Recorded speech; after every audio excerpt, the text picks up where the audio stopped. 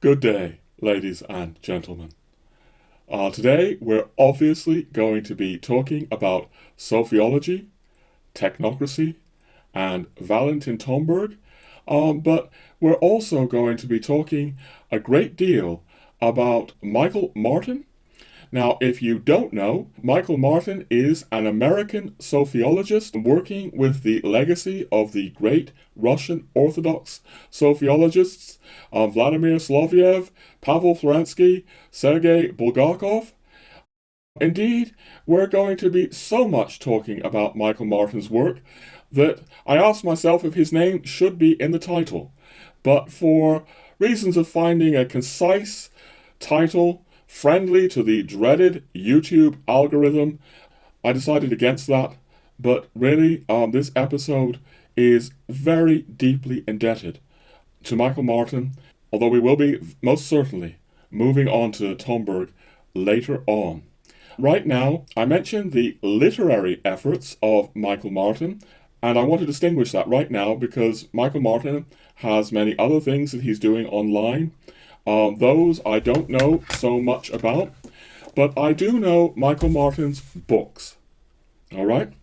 And we're going to be speaking about two of them here in particular. This one, Transfiguration, which is probably the best place to start of the two, if you don't know Michael Martin's work at all, but also his latest book, Sophia in Exile. But let me begin by saying something about Transfiguration. If you can see the title, you will see that it says it's notes towards a radical Catholic reimagination of everything, which might surprise some of my usual viewers. They might immediately see that Michael Martin is not a traditionalist. Certainly not. And they might wonder why I find this book so important. Some of you might be coming to the conclusion that Michael Martin is a liberal, and I really want to caution people against that kind of binary thinking. You know, when I come to speak more about technocracy in this episode, we'll say a bit more about that. But the whole binary code that computers are based on, that digital information is based on, where things are either in one state or the other, 1 or 0, on or off, I fear that this is really dominating our world more and more and more. So, one tends to think if one is a capitalist, then one is not a socialist. Or if one is not a socialist, one must be a capitalist. Those of you who know this channel well know that I am a distributist, and that's just one way of cautioning people against thinking where there are only two alternatives possible, which is a very mechanical and technocratic way of thinking we're going to suggest in this episode, far removed from reality. And we're going to be seeing that Sophiology is all about trying to move beyond those kinds of mechanical, materialistic, technocratic ways of thinking. But to come back to Michael Martin, if Michael Martin is not a traditionalist, he certainly isn't a liberal either. There's plenty in his books to offend both camps, to be honest. I would say that Michael Martin is an original, sui generis. As we'll be coming to in this episode, I don't agree with him on all things. In fact, we have some very important differences. We'll be coming to that. But I feel that his writings, above all his writings, have so much to offer. They actually have things to offer that liberal Catholics never think of, and alas, many traditional Catholics are not thinking about either. This book, Transfiguration, has been a very important book in my life. For the last 5 years that it's been out, I've maybe read it 4 times, something like that anyway. Very important. And that we'll be speaking about transfiguration much more as we go on, and we'll also be speaking about Sophia in Exile, his latest book. But lest you think, ladies and gentlemen, that this is simply an episode about the Michael Martin, the Sophiologist, that's certainly not the case. We have a long episode in store for you, and as we go on further and further into the episode, there will be much, much more to say about Tomberg as well as technocracy. I think, though, right now we're going to say just a little bit up front, right now, about Tomberg and technocracy. And I'll start by saying that I don't believe that Tomberg ever used the word technocracy in his published works anyway, in his Catholic works, certainly not in his magnum opus, Meditations on the Tarot. But Tomberg constantly warns in Meditations on the Tarot about the danger of becoming overly technical, of resorting too much to technique, or becoming overly mechanical or mechanistic in our thinking. It's a great theme in Meditations on the Tarot, and we're just going to read a small passage from this again. I hesitate. I'll say one more time, ladies and gentlemen, well, it probably won't be one more time. This is not a book about reading tarot cards. Okay? Telling your fortune by reading tarot cards. It's about something far, far, far more profound than that, or rather, it's about many things far more profound than that. But look, just a brief little indication of what I mean by how Tomberg is constantly warning about our thinking becoming mechanical. And here he's page 67.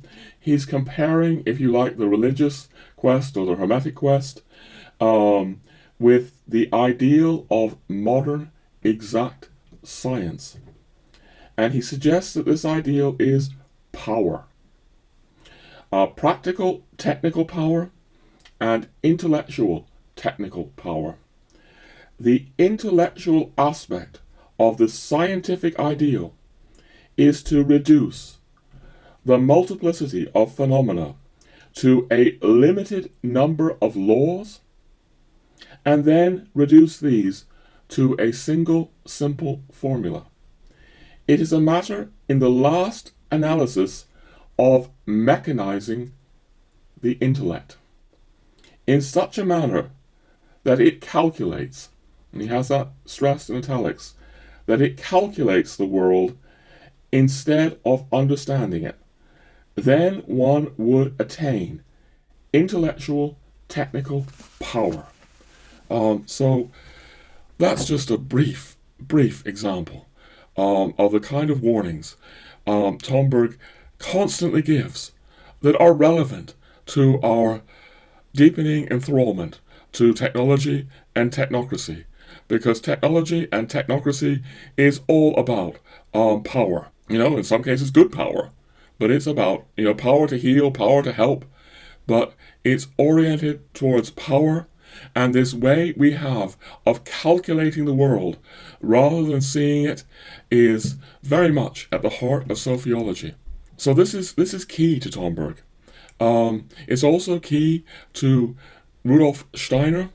We've been saying in previous episodes that Tomberg, although he broke with Steiner radically, above all in terms of the Church, the Catholic Church, there are certain continuities between Tomberg and Steiner's thinking, and Steiner was also warning us along the same lines. I want to say this up front for a couple of reasons, because, first of all, this whole thread in the book about warning us against technique, against mechanical thinking, isn't always immediately obvious to first-time readers of the book.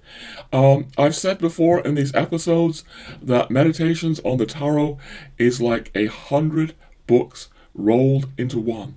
It covers such a vast territory, whether it's mystical theology, Christology, Catholic ecclesiology, philosophy, history, including the history of science, and our attitudes towards science, Hermeticism, so much more. And there are all kinds of ways, because it's such a vast book, different angles to come towards Tomberg's magnum opus. And in these episodes, I've been trying to come at it from different angles, but I know there are other angles. And that's one reason for something you may have noticed in earlier episodes where I have been praising the work of Michael Martin, because Michael clearly understands the Russian sociologists very deeply. Tomberg was deeply indebted to these Russian thinkers, certainly Solovyov, and Michael Martin can really cast light onto the Sophiological thread of Tomberg's thinking. I will also say that, and we'll be saying more about this, that I really feel that Michael Martin has engaged with Tomberg in a remarkable and unusual depth. We'll be coming to that. So that's why I've been pointing people to Michael Martin's Sophiological work in terms of Tomberg. And by the way, if you're scratching your head asking who these Russian Sophiologists are or what Sophiology is, not to worry, we'll be clarifying that. Just to say now, in terms of what we heard from Tomberg, speaking of a tendency to calculate rather than see the world as it really is, right there, that sentence is getting to the heart of what Sophiology is. But moving on, I want to say something else about this episode, and that is that this episode is actually, in large part, we're going to be doing something a bit different here. I'm going to be reading a lot of it, not all of it, from a massive online article that I recently put up at our website, which, as some of you may not know, has also been massively relaunched, Cor Jesu Sacratissimum. So we're going to be coming to that long essay soon. I'm going to be reading from it. And I want to say just a little bit more now about this. This essay began really as a wish to simply review Michael Martin's books. But I found, for reasons that will get clearer, that I couldn't simply review Michael Martin's books. And here is something else in this whole mix, ladies and gentlemen. This episode, really all the episodes I've been doing about Tomberg recently, online articles, are born out of really some quite mysterious processes going on in my personal life, maybe beyond my personal life as well. There are mysterious reasons, some of them are even mysterious to myself, why I'm doing these Tomberg videos. If you know this channel, ladies and gentlemen, you may have noticed that for the first 4 years, I never really hardly said anything about Tomberg. I mentioned him in my conversion story. It wasn't my intention to do a channel about Tomberg. As I've said in earlier episodes, I now have two different kinds of audience here. Some people who come here for Tomberg, some people who come here for the traditional Catholicism, which I'm really wanting to get back to. Do episodes about Belloc and Chesterton, which is really where so much of my heart lies. But no, I felt that I needed to start doing these Tomberg episodes, even though parts of me actually resisted it. There are mysterious processes here. I can't enter into all of them now. But at the very, very core of this, ladies and gentlemen, and this is relevant to the article that I'm about to start reading you, is my concern that Tomberg's legacy is being, in many ways, lost or obscured in the 21st century, when I feel we need this legacy so badly. because I feel, this is what we've been speaking about. In this rising technocracy, rising materialism, Tomberg has so much to offer. And if you're paying close attention to these episodes, and the articles I'm putting online at the website, I think you will have gathered that I'm concerned about conflating the earlier part of Tomberg's life with the later part. Just to make that clear, Tomberg was an anthroposophist when he was young, completely in alignment with Steiner, including Steiner's hostility to the church. Hostility is maybe really, I'm going to correct that, not quite the right word, but Steiner, maybe despair. Despair is a better word for Steiner's attitude to the church. Steiner believed that the church was no longer appropriate for the modern era, but we're not going into all of that again now. The early Tomberg was very much along Steiner's lines, and then mysteriously, utterly mysteriously, to the anthroposophists, he converted to Catholicism. And he writes his great Catholic books. He actually asks that his anthroposophical books not be republished. We've gone into this in earlier episodes, but I am concerned that Tomberg didn't want his earlier work confused with his later work, and that's exactly what's starting to happen. Or it's been happening for a long time. Really, this is just the tip of an iceberg here. Those of you who carefully watch may gather more of the iceberg, but there are some very personal processes as well. But yeah, what can I say, ladies and gentlemen? There's a lot going on here, which if you are interested and you pay careful attention, you may glean, at least some of, as we go along. Alright, we're going to start reading now. I'll just say that I give myself the liberty to adapt the original text or even to abridge it in places. I'll also say that the original text has a fair number of quotes from Michael Martin, from Tomberg, from Solovyov. In the original article, it's always obvious that I'm quoting. I'll try to make that obvious here as well. But if you want sources or links to that material, you may want to look at the article itself, and I'll give a link to that down below. But anyway, here we go. All right. It started with an idea.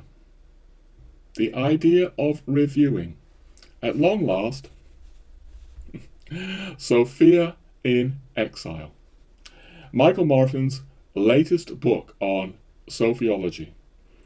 A work shimmering with Christian beauty, alongside terrifying insight into the materialistic roots of our increasingly totalitarian technocracy that few people grasp like Martin does. But before that idea could turn into reality, something happened. Rather, many things happened.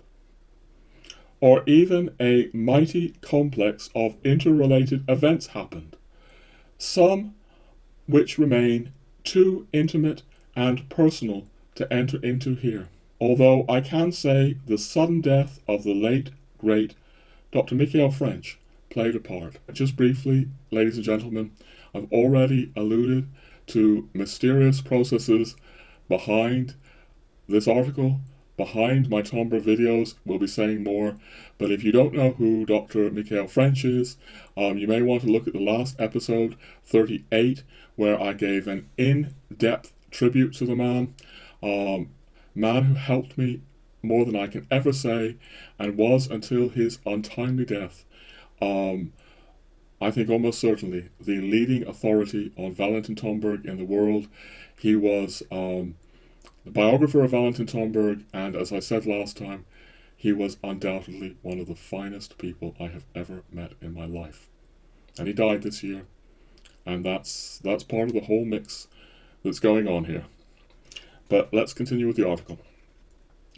Suffice it to say, all these processes, both exterior and interior, relate to the legacy of Valentin Tomberg, as well as what I consider central to my life's work.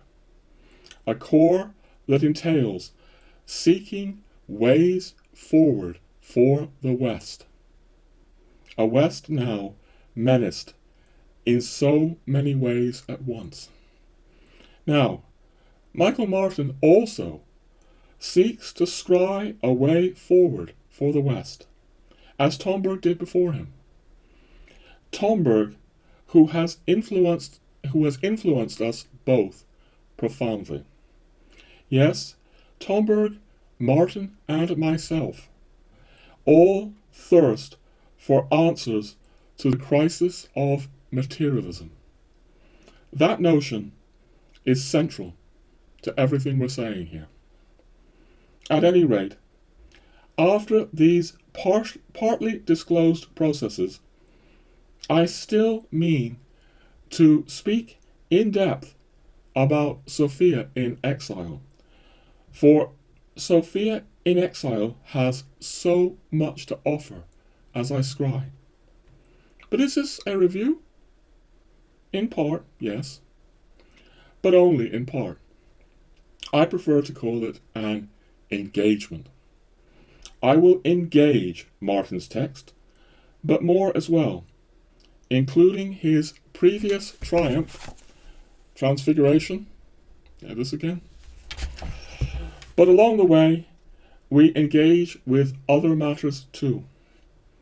These have to do with, not surprisingly, Tomberg, Sophiology, and the technocratic nightmare, whose roots in materialism Michael discloses with such acuity.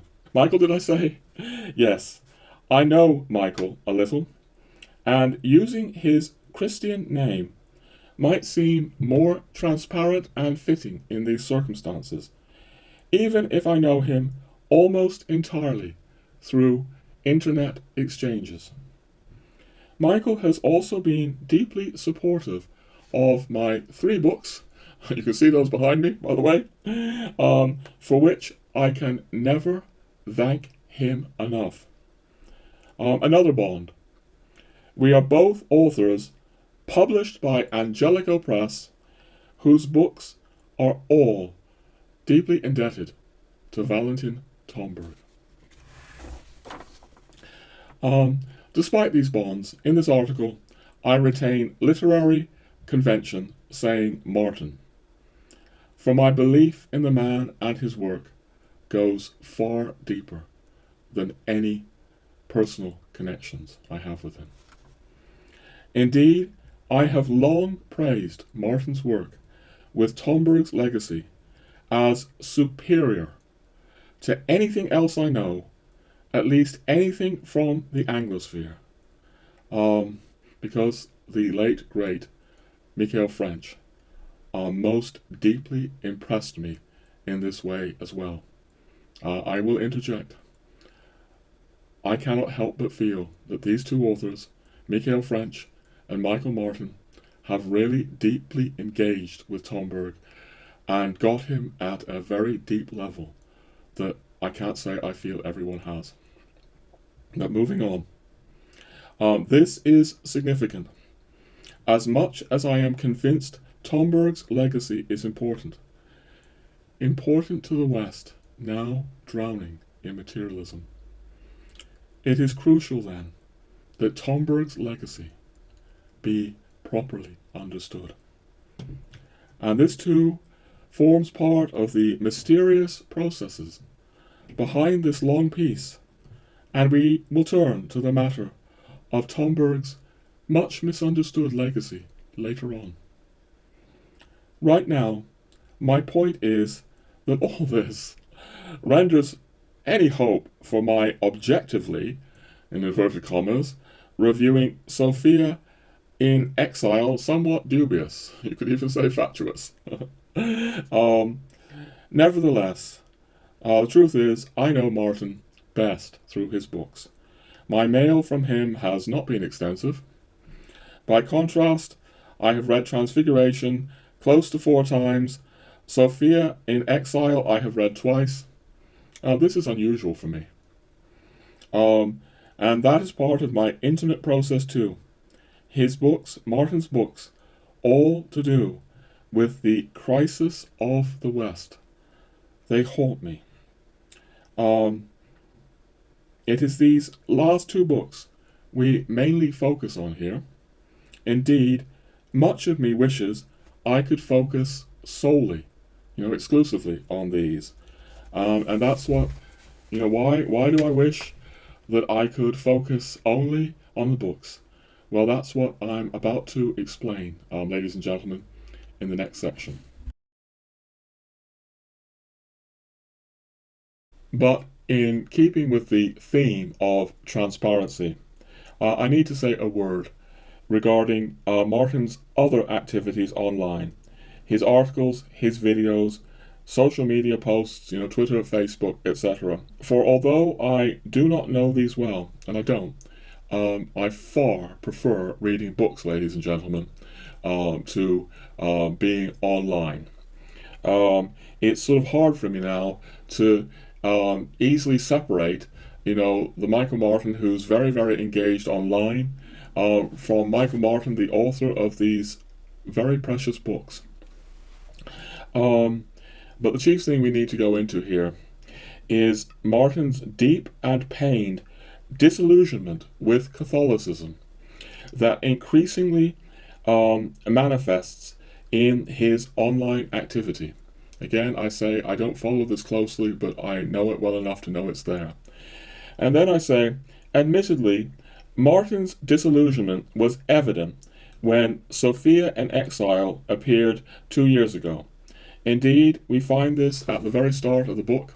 The tragic fire at Notre Dame de Paris on 15th April 2019 is a fitting icon for a church in distress, suffering from the weight of its own corruption, not least the ongoing sex scandals that fill us with shame and anger.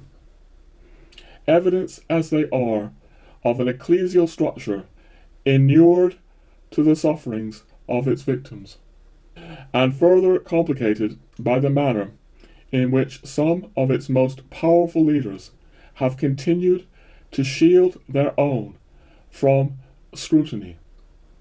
These are symptoms of a deeper pathology.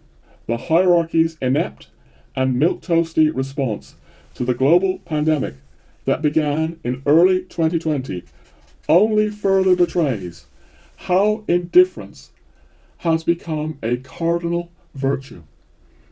How many millions died without receiving the last sacraments? How many more left the church permanently because it was too hard for the hierarchy to live out the gospel and too easy to play the political sycophant? Did Christ wait until lepers were no longer contagious to heal them? And Michael is now, going further online than he writes in this book.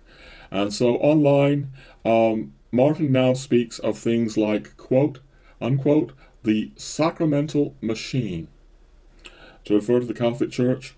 This term appears in a searing article here where Martin speaks of sexual abuse, Pope Francis, former Cardinal Theodore McCarrick, and even how his own personal life was affected by matters hardly unrelated to the kind of horrors this appalling complex represents. This led to Martin abandoning his Catholic practice, and now we're going to quote from his website, this searing article that I just referred to his family, Michael's writing, holding house church on Sundays using an abbreviated version of the liturgy of the Book of Common Prayer. And Michael goes on to say, my doctorate is in early modern English literature, in particular the metaphysical poets, and he says that so that therefore the Book of Common Prayer is comfortable territory. Just because maybe not everyone will understand here if you're not so familiar with Anglicanism, We are speaking here about Anglican liturgy. Obviously, Michael having a doctorate and being a professor in English literature, early modern English literature is all Anglican. Catholicism had been stamped out in England. Um, and one of the sort of terrible ironies that we're going to be delving into a bit more in this piece is that one of the key figures who helped stamp out Catholicism in England, kind of a crony of King Henry VIII, was an archbishop. Henry VIII named him Archbishop Thomas Cranmer. Thomas Cranmer plays a mighty role in destroying the monasteries in England and Ireland, dismantling the Catholic Church in England. Belloc has a book about Cranmer that is incredibly important in my view, and we may come back to that in another episode. But what Cranmer did, and what Belloc points out, and here is the irony and the paradox and the pain, is that Thomas Cranmer, absolutely believing in the principles of the Reformation, was also gifted with a beautiful talent for poetry.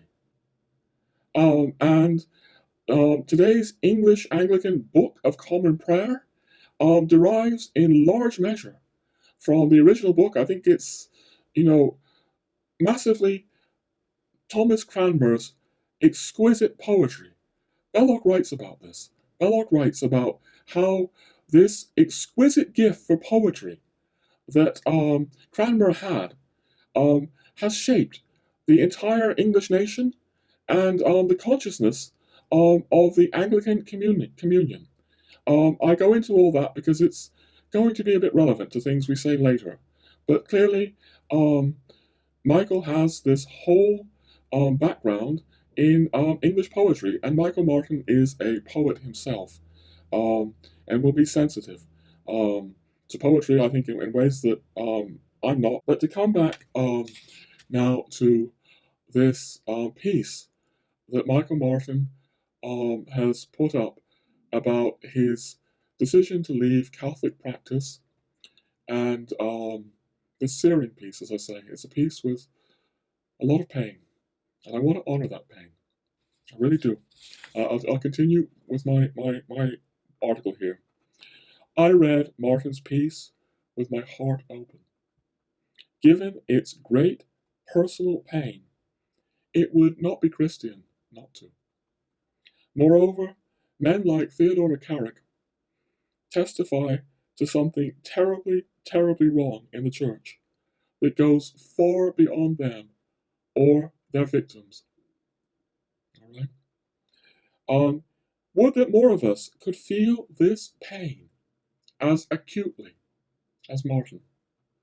Anyone judging the man should perhaps pray their own numb hearts might feel like his does. I'll be bringing this out more in the article as we go along, but there is a level of Christian feeling in whatever Michael writes that wins my respect, even if I disagree with some of his conclusions, even some very important conclusions. This level of not being comfortably numb, having one's heart open to pain, this speaks to me very deeply in his work. But we'll continue.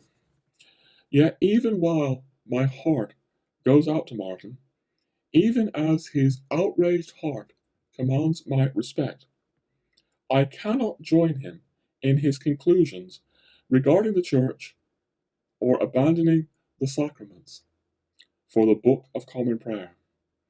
For while I can understand Martin's love of the great English poetry within the book, he is a poet himself, I could never contemplate such an exchange myself, not for a second. Put bluntly, I'd rather lose a limb than the sacraments.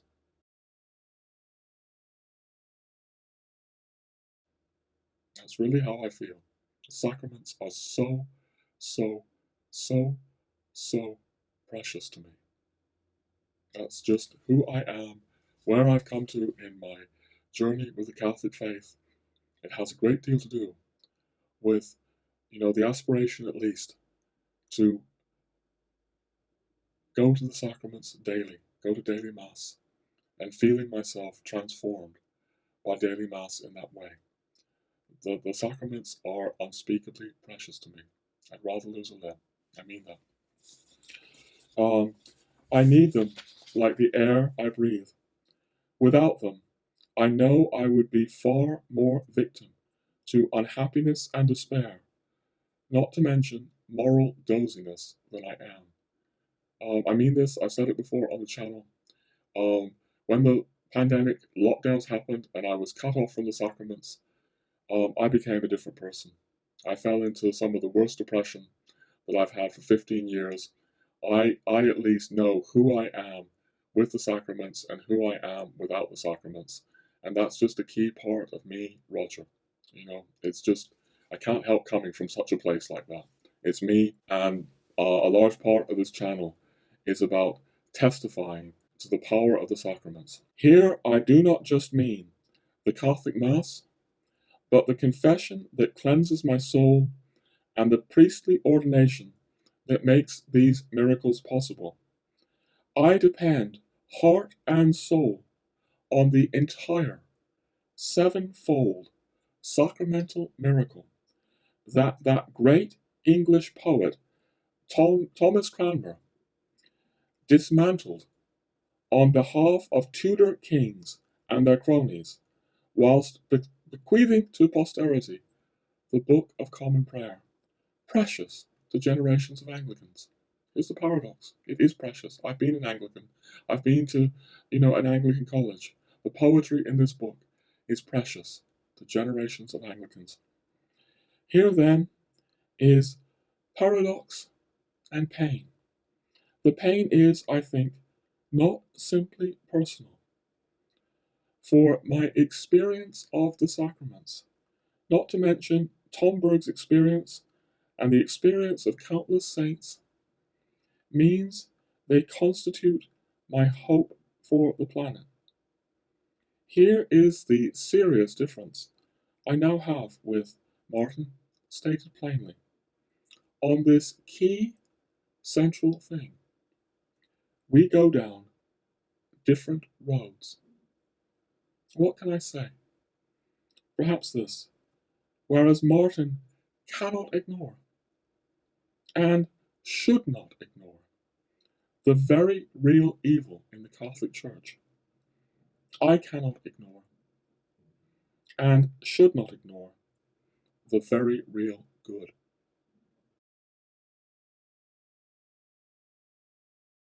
Alright, where I went next in the original article, I need to explain.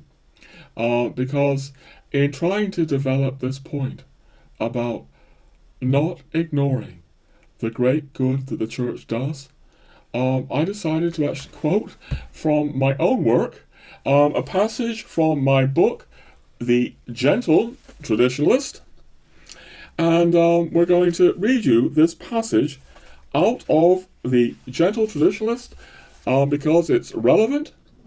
And I just want to say about this book that it's hard to describe this book.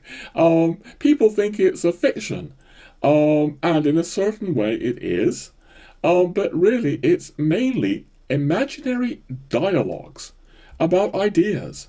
There's actually not much of a story here, and it's dialogues between a liberal and a traditionalist. So there I go, being binary.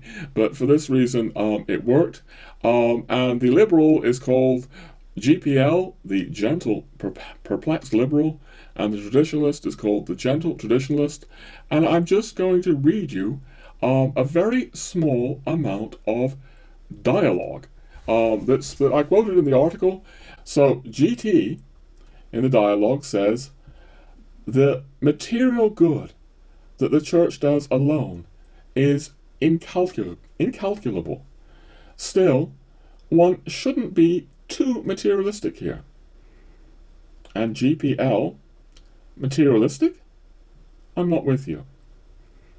And GT responds, "Well, these days, there's a danger of only seeing the material side of things.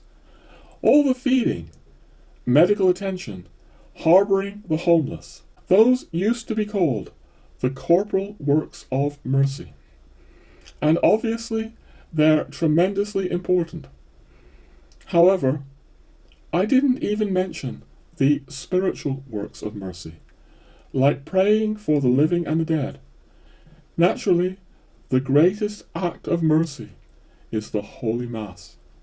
I said there were 400,000 priests on the planet. The majority of them say Mass at least once every day. Hundreds of thousands of times a day, then, his body and blood are given to the world. The graces that flow from that are inconceivable.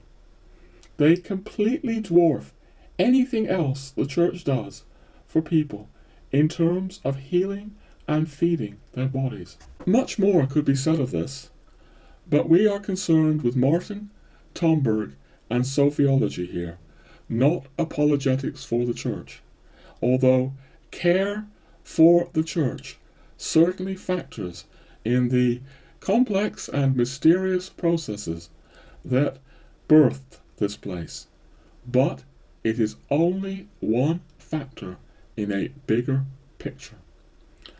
This bigger picture also informs my recent videos and articles regarding Valentin Tomberg and the fate of the West, efforts born from many concerns I have, including certainly this one, that Tomberg's understanding of the Catholic Church and her sacraments is being lost, or it is even being obscured by some, though not by Martin, I hasten to add. Let me make that clear. Part of what's going on here, ladies and gentlemen, is that I am concerned that Tomberg's legacy is becoming obscured.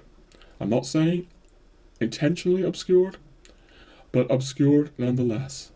That's partly what's going on in this massive article I did in these recent Tomberg videos, but I wanted to make it very clear here, and this will come out more clearly as we go on, that I hasten to add, this isn't to do with Michael Martin.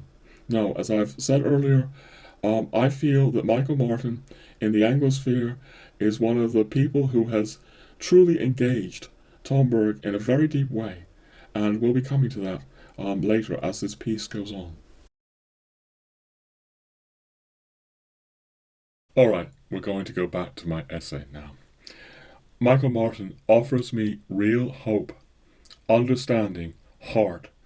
When I say his books, above all his books, haunt me, I mean it.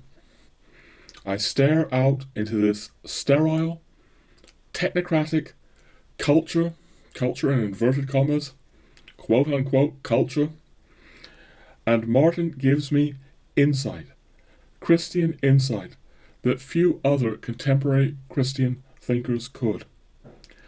Let us listen to Martin on how the technocracy obscures the wisdom and glory of God in creation, for which, as we shall see, Martin uses the word Sophianic.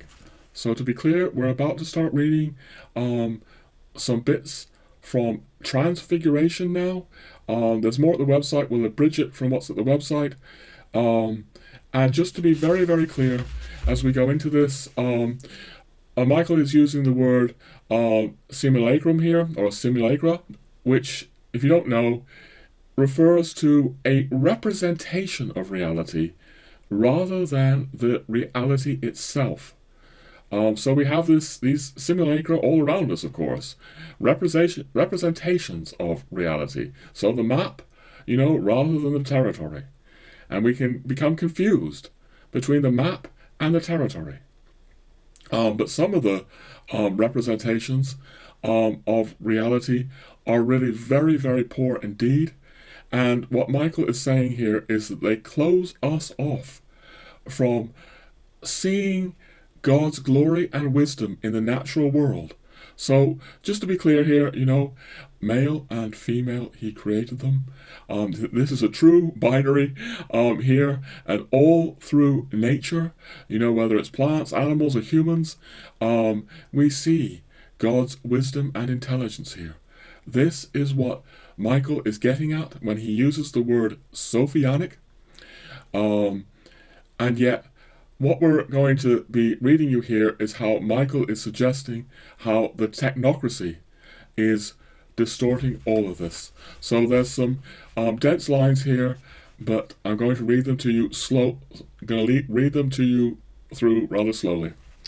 Michael says, he's writing that not every phenomenon has an equal potential to disclose the Sophionic, and nor are we always in the proper disposition to perceive it.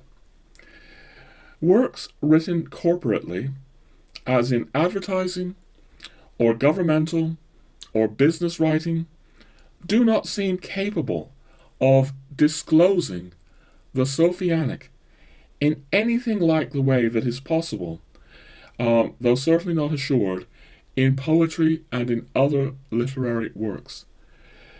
This is due in part to the grasping intentionality of the quote-unquote creative teams involved in marketing. The will and the ego insert themselves into the process by way of conquest. Likewise, liturgical forms, especially those that try to habituate themselves to the supposed tastes of the congregation, really, to be honest, an audience, Michael says, may move the feeling, but without disclosing anything Sophionic. Maybe I just, come in here and say, this is what a lot of traditionalists will say about the Mass. The Catholic Mass. The Catholic Mass, the modern Mass, has been, in so many cases, when it's poorly celebrated, prostituted, to serve the supposed tastes of the congregation, something that is far less likely or possible in the Latin Mass, to say the least. And in that kind of prostitution of the Mass, the wisdom and glory of God is no longer revealed, or at least is no longer revealed to anywhere near the same extent. I didn't know I was going to make that interjection, but maybe it helps clarify what Michael is getting at here. But he's saying that all these things, whether it's corporate marketing, liturgy like this, are rhetorical moves, rank manipulation, yes indeed, which are at best simulacra of the Sophionic. Indeed, an ultimately pornographic quality inhabits these desires to influence. They titillate with a promise of erotic satisfaction, but fail ultimately to create an opening into the beautiful. And then Michael Martin goes on to really ask about artificial intelligence. Can this reveal God's wisdom and glory? And also he brings in other things. So similarly, are not GMO foods quite literally other than they appear?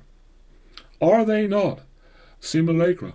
Are three-parent babies, quote-unquote, surrogacy, in vitro fertilization, and other intrusions into the realm of human fertility not only marvels of scientific ingenuity, but also of manufacturing genius? Natural processes are increasingly, quote-unquote, liberated from nature.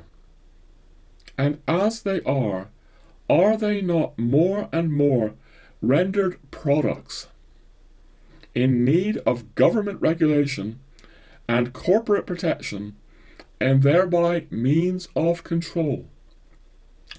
This encroaching and, in the main, acceptance of technological reproduction, quote unquote, in all of its forms, delineates a movement away from Sophia, from the wisdom and glory of God in nature, and her illumination of the united natural and supernatural realms, when we can no longer differentiate between the real and the simulacra, we have already compromised our connection to the spiritual in the universe, to God.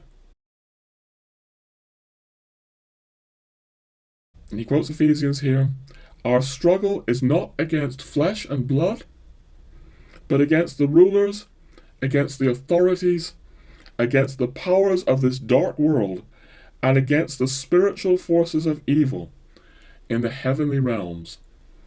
Ephesians 6:12. So yeah, we're being ridiculed these days. We're being ostracized these days. This is me coming in. For trying to say and see and appreciate the reality of God through the world. And Michael Martin is suggesting in this very powerful passage that we are entering into the demonic here. And he suggests that this happens when we become convinced that spiritual forces of any kind do not exist, and that science and technology hold the keys to prosperity, health, and happiness. We are imprisoned and isolated from the real. So much of what Michael Martin is saying in these books that I find so luminous is how he writes about a false, artificial world is isolating us from the real and from God's reality that can be seen in and through the natural world, and in and through art and poetry that is truly inspired, rather than, created by marketing teams. Much more might be said about these lines that disclose such acute understanding of the technocratic hell we enter. But the theme of this piece is not so much our descent into hell, but Michael Martin's Sophiological response to it, as well as my own response, and, as we shall come to later, Valentin Tomberg's response. For now, I offer this passage mainly for its indicators in terms of why Martin's books haunt me. Whatever profound differences I now have with the man. But there is more. Martin's books are also written with real beauty. Martin the poet clearly informs his prose. I'm going to make a little personal interjection here and confession here, ladies and gentlemen. I'm envious of the way Michael writes. I think he writes very, very beautifully. And there's a great deal of art and poetry in his prose. Michael Martin's books are likewise informed by the natural earthy outlook that obviously owes to his own original inspiration, but also the fact that he is a biodynamic farmer with the working with the agricultural impulses of Rudolf Steiner. Martin does not just talk the talk against technocracy, he walks a different road. I imagine that if I were ever to see his biodynamic farm, it would take my breath away. Martin's path, I cannot help but recall Tomberg's exhortation regarding the mages from the Orient who followed the star to the Christ child. So we're now going to read a very brief but moving passage from Meditations on the Tarot.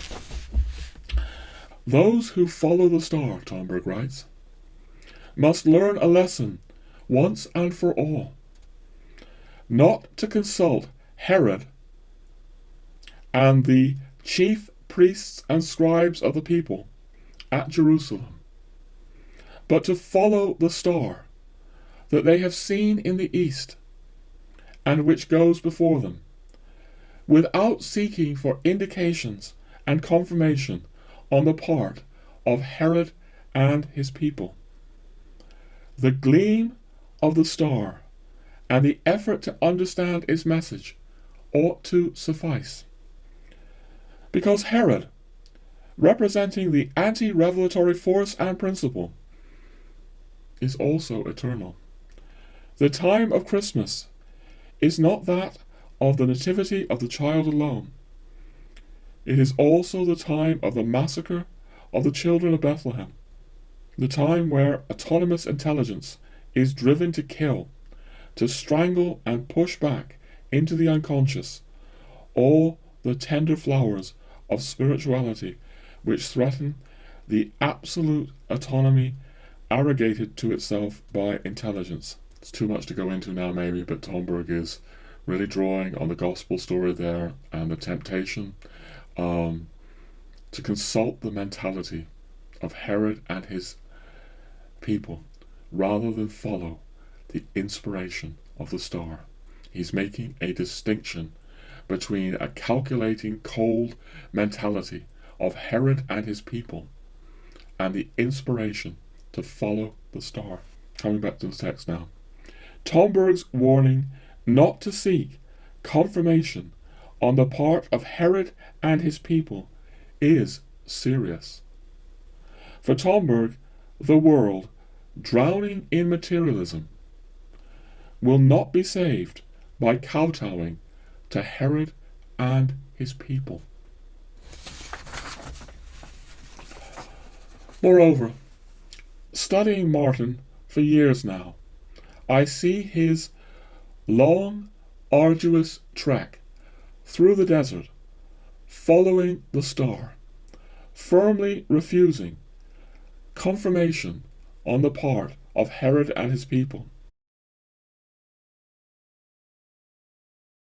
All right, we're going to continue reading from my original article, but in this section of the article, I'm largely quoting again from Transfiguration, and I just want to say something. We'll be quoting some pretty dense passages, passages that are more dense than what I normally have on this YouTube channel. In fact, the rest of this episode will not be as dense as these passages.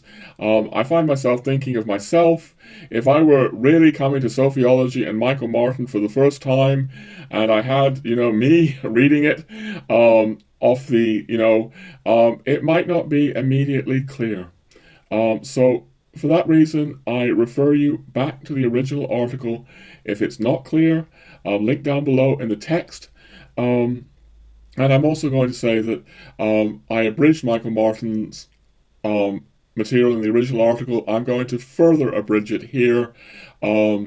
Just want to move through this, and we're going to be getting more and more into Tomberg. But really, we need to try to talk about what Sophiology is, and as Michael says, it's not an easy thing to understand.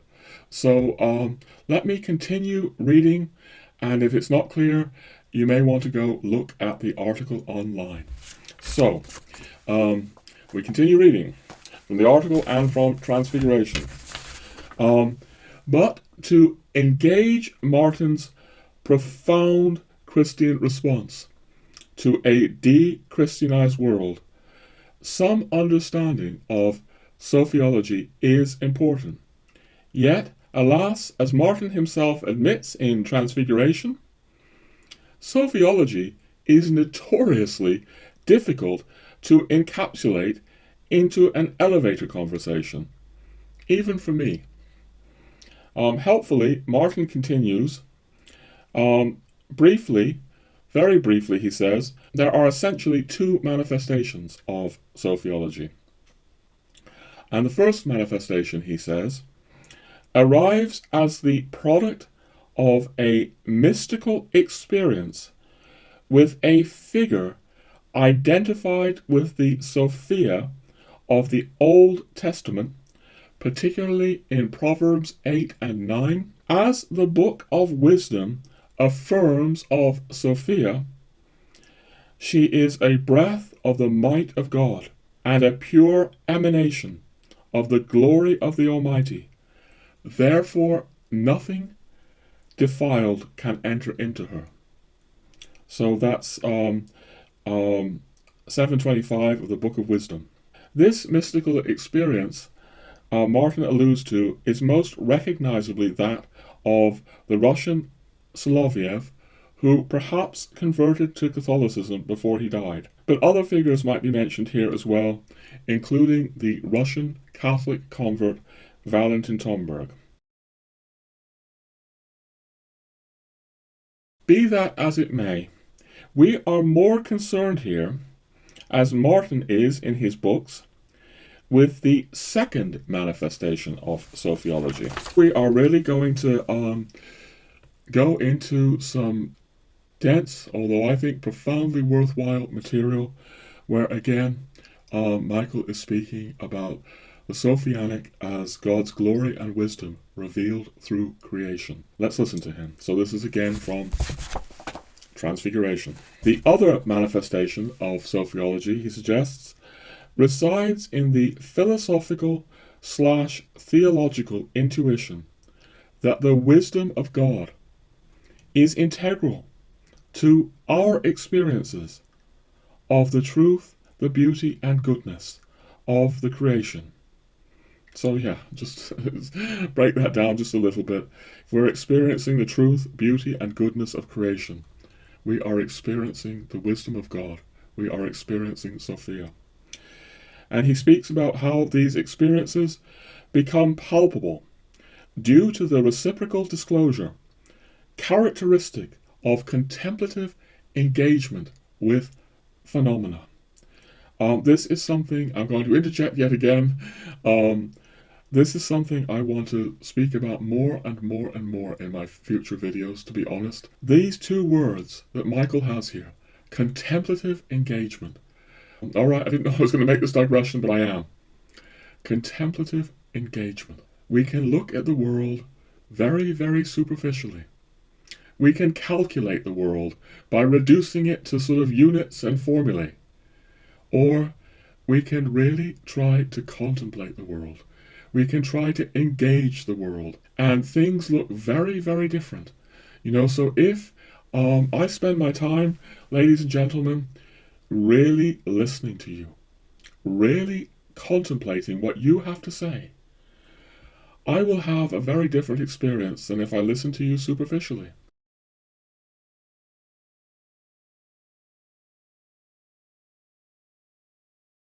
Or if, ladies and gentlemen, I listen to a great poet or a great thinker from the past, in my case, for example, the great Hilaire Belloc, I have tried, for example, with Belloc, to contemplatively engage with Belloc.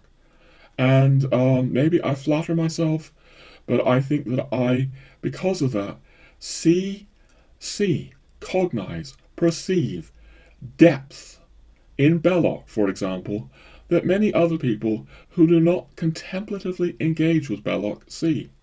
Going off on a bit of a unexpected digression here, but maybe it's helpful to illumine what Michael Martin is saying.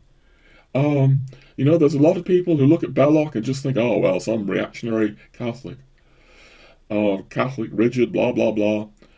I found myself going more and more deeply into Belloc, trying to listen to him with all of my being, so to speak, my heart, my mind, loving Belloc.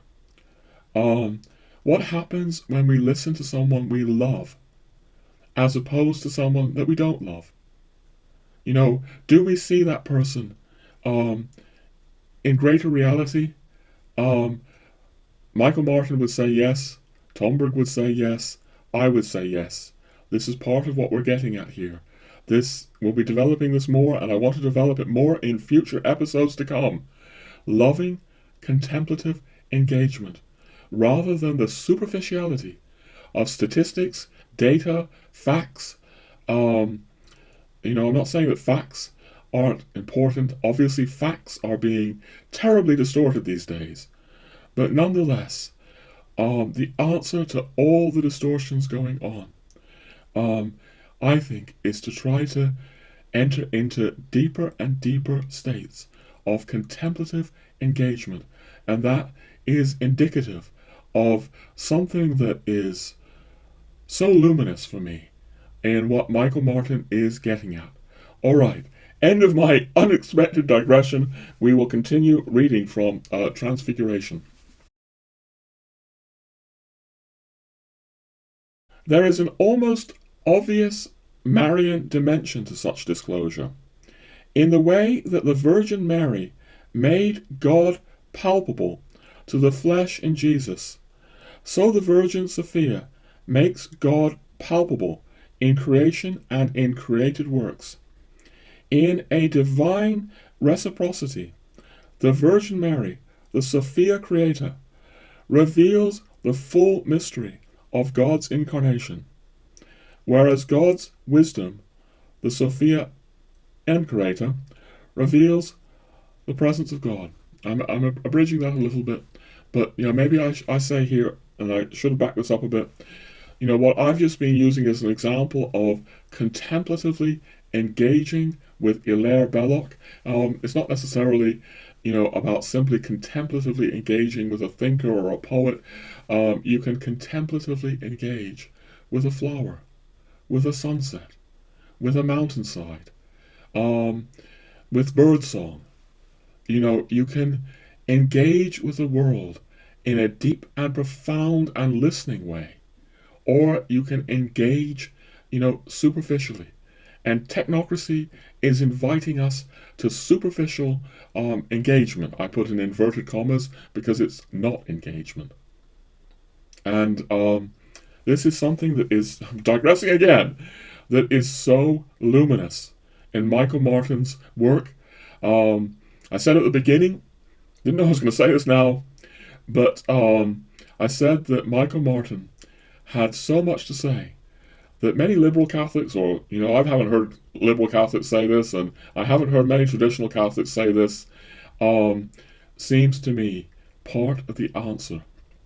The answer lies in contemplative engagement with the world, whether that is works of art and works of writing, or people we love, or whether it's, a flower, or a meadow, or a mountain stream. Really listening to the world that has God's beauty in it, rather than the simulations that, as Michael Martin suggests, often deteriorate purely into the pornographic. Doesn't have to be, women's bodies and all the rest of it. Usually women's bodies. It's about representing the world in a way to titillate us, or to conquer us, rather than art which reveals the world. All right, I'm really going off script now. Let's continue with what Michael is saying here. These experienced phenomena can be aesthetic, scientific, theological, philosophical, or liturgical, and they reveal the supernatural dimensions of things. Clearly, he's saying this kind of engagement intrudes into realms typically ascribed to mysticism. Yes. And I'll skip a bit here, but Michael is suggesting that art has a bridge to the mystical. Yes, and he's even suggesting, which will sound very strange to people, that why doesn't science as well? Anyway, he goes on to speak about Bulgakov. Sergei Bulgakov, arguably the most important sophiologist of the 20th century, reads Sophia as the soul of the world, the center of all creation. Bulgakov's Sophia represents not a romantic escape from the sometimes cruel and unpleasant realities of nature. He knows creation is fallen. Bulgakov. But Bulgakov nevertheless recognizes the glory of God, Sophia, coextensive with fallen nature. Attentiveness There's that attentiveness, engagement. Attentiveness to the Sophianic nature of the world is central not only to religion, science, and art for Bulgakov, it is also crucial to a truly human economy. The purpose of, and Michael's quoting Bulgakov now, the purpose of economic activity is to defend and spread the seeds of life, to resurrect nature. This is the action of Sophia on the universe in an effort to restore it to being in truth. Without a Sophic awareness, argues Bulgakov, we are left with an impoverished set of tools. Ratio, scientific or theoretical reason emerges from the ruins of the Sophic. This set of tools that is what has dominated the Enlightenment. Scientific reason, ratio, these things are important, but we are impoverished now. People in the medieval times saw reality. I would argue, I'm sure Michael Martin, Steiner, Tomberg, Bulgakov would argue, often saw reality with a fullness that the Enlightenment, and we're coming to the Enlightenment, has often left us with the ruins of the Sophic. Sophic awareness is something deeper and more profound than simply rationalism or empiricism.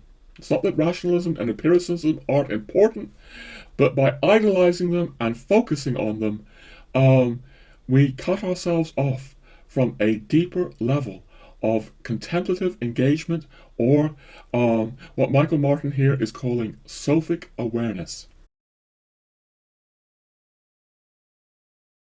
And Michael Martin in Transfiguration goes on to say, the emphasis on ratio, scientific or theoretical reason characterizes the sciences, yes, and also defines the manner in which the sciences are taught in nominally Catholic schools, whether he has American terms here, K-12, college, or university. Something we'll be getting at here is that Michael is about to start saying that is this really Catholic? If we're Catholics who believe in a supernatural reality, who aspire to a supernatural reality, can we sort of teach our children? There's something he goes into in his books, as though we don't believe in it, as though we're subscribing to the Enlightenment. We're coming to this. The Logos will not be found with the tools now employed by science. Catholic scientists, if they are in fact Catholic scientists and not simply scientists who go to Mass, will require tools proper to such an investigation in order to truly disclose the glory of God participating in all things. Sophiology obviously is not a way of perceiving that a majority of the current mainstream scientific community will welcome as valid for a number of reasons. So that's the end of my quoting Michael, and I go on to say, this is a rich passage, rewarding careful study. I recommend, going to the online article. I've done quoting it if you want. We cannot address all that Martin evokes here, yet the last line is key. Sophiology entails a way of perceiving exiled by our mainstream scientific community, born of the Enlightenment, because that community is hardly fond of experience, that Michael speaks about, born of disclosure characteristic of contemplative engagement with phenomena. Science wants things that, it can reduce to units, quantities that it can calculate. It's not interested in what emerges in our souls as we deeply try to enter into contemplation, with ever more silence, silent contemplation. I really understand someone like Belloc when I am reading him. with silence in my being, rather than, interfering with what he's saying with my own processes. I'm still just trying to illumine this. But listening to Belloc, for example, with an interior silence. All right, we're continuing. Reading from my original online article now. And we've been saying that people from the mainstream scientific community, born of the Enlightenment, can hardly be fond of what Michael Martin is pointing us to. And I continue by saying, alas, many other children of the Enlightenment are hardly fond of it either. So by Enlightenment, just to be very clear, I mean the 17th century, 18th century, the sort of scientific rationalist philosophy that emerged at that time. This includes, Martin argues, accurately I think, a vast number of Catholics who may never realize they actually are children of the Enlightenment.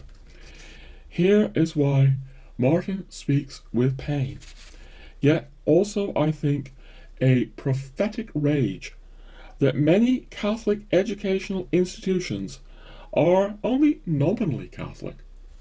For this, Martin references his own experiences, whether growing up in Catholic schools in America or later as an English professor at a Catholic college in Michigan.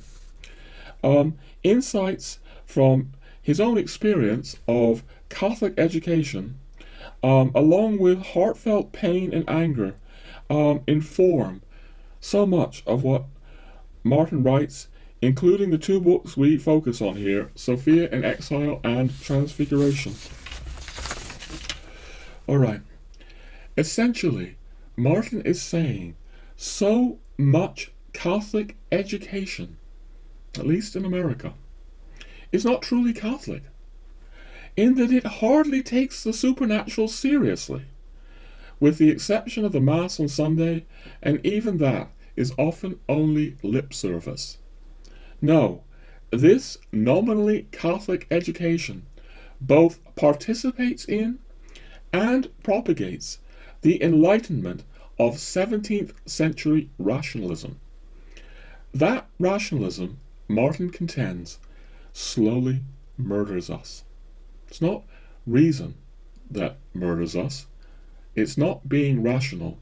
It's rationalism which is the idolatry of that, to the exclusion of these deeper processes of awareness that Michael Martin is pointing out in terms of sophic awareness or contemplative engagement with phenomena. That rationalism slowly murders us. We are deluged by it in the mainstream secular culture. Ought we not expect something better in Catholic culture? Do we not deserve something better? My questions are rhetorical, of course, and I agree with Michael Martin that the milk-toasty Catholicism he sees, and of course worse than milk-toasty, reeks of capitulation to the Enlightenment. This matters on many fronts at once.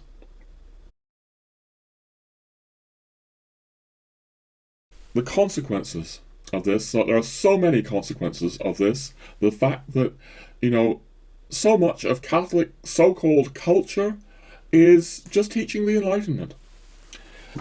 Going into Sophia in Exile now, Martin writes, "My claim is that the souls who have felt such a profound attraction to the occult revival of the 19th century, to Blavatskyan theosophy and anthroposophy, to Guénonian metaphysics, to the New Age, neo-paganism, and other such movements, are driven by a desire for the sacred they find unavailable in mainstream forums of religious expression, which are all too often compromised by worldly concerns and politics, if not stomach-turning scandal."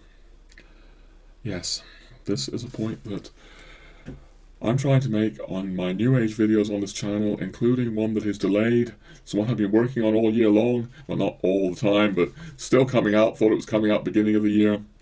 Big episode on the New Age and Blavatsky and the roots of the New Age and Blavatsky. Coming, hopefully not too long. Point I'm trying to make. And then, yes, when people feel this stomach-turning scandal of the church, you know, it's easy to understand why people go to the New Age. That said, my experience of Catholicism differs greatly to Martin's.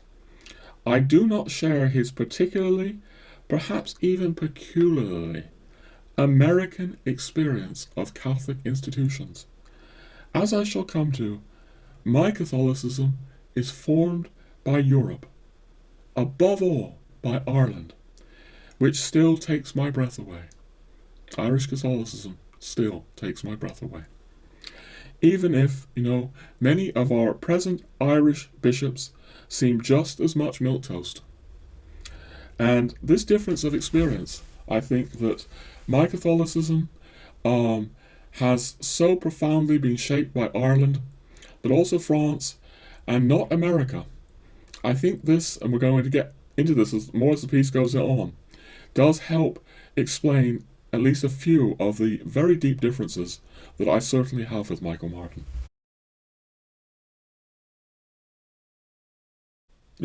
Maybe I should even say not just serious differences, but grave differences, because I don't want to minimize that in any way, while at the same time I don't want to minimize in any way what I think Michael Martin really has to offer. And we're going to continue reading from the next section of my long article, which is called A Heart in Pain. And I speak about that Martin is right to raise the issues he does. Too much Catholic thought is held hostage to Enlightenment rationalism. We are unconscious prisoners of a worldview that interprets reality in soul-destroying, materialistic categories. People are seeking out neo-paganism and New Ageism precisely because of this. Obviously, this is not just a problem for American K-12 Catholic schools and colleges. This worldview is a problem for nearly all education in the West, and it lies at the roots of today's growing technocratic totalitarianism. Here is one reason I love Martin's work. He reveals this in a way few other contemporary Catholic thinkers do. He highlights the links between our abstract, sterile, uniform culture, inverted commas, quote-unquote, culture, and the abstract, sterile, uniform, Enlightenment modes of thinking, if it is thinking, we nearly all imbibed since kindergarten, and often earlier in a world where tiny infants are placed in front of television sets.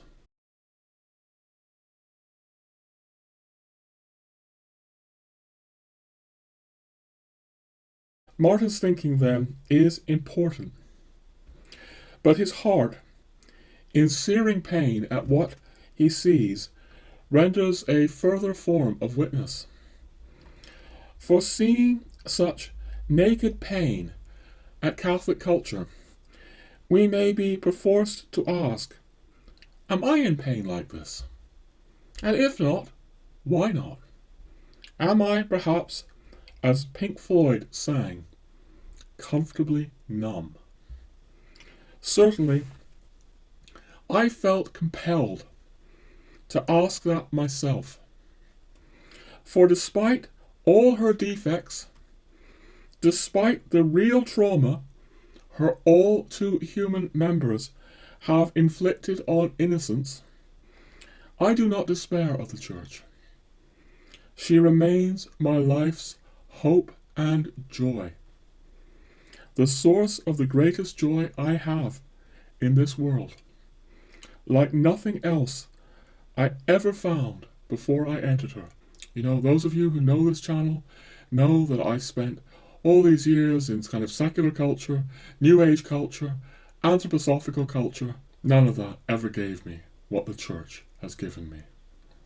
But reading Martin's growing disillusionment with the church forced me to ask, am I numb to the horrors he sees? Is something wrong with me when a man I respect as much as him feels so very differently to me? Have I, in seeking answers to the crisis of our times and following the star, missed something important? At any rate, my respect for Martin's work is such that he compelled me to question myself like this. For authors and thinkers, there are few greater accolades than this. Be that as it may, the horrors Martin sees are hardly limited to Catholic institutions. No, his books address the growing technocratic nightmare all around us. They contain, his books, original insight concerning capitalism, the scientific and medical establishments, propaganda, and drawing on both his experience as an English professor and biodynamic farmer, the threat to the humanities in the American university, as well as the threat of American big agriculture. Given how these American trends tend to spread through the Anglosphere and even reach into continental Europe, they make chilling reading for me in Ireland. Yeah, I think in Ireland we haven't gone down this road nearly as far as America. I don't think we'll be closing up humanities in the way they are in America in search of technocratic power and so-called progress. Not yet. I think Europe will be slower in that regard. But America is obviously a force that sets so many trends in motion. Some very good. That said, as Martin knows as well as I, the problem is not any one nation or culture, nor plutocrats, nor any one class of people or even economic system. The problem lies in the way materialistic, utilitarian, mechanical categories and cognition are prioritized over all other ways of seeing.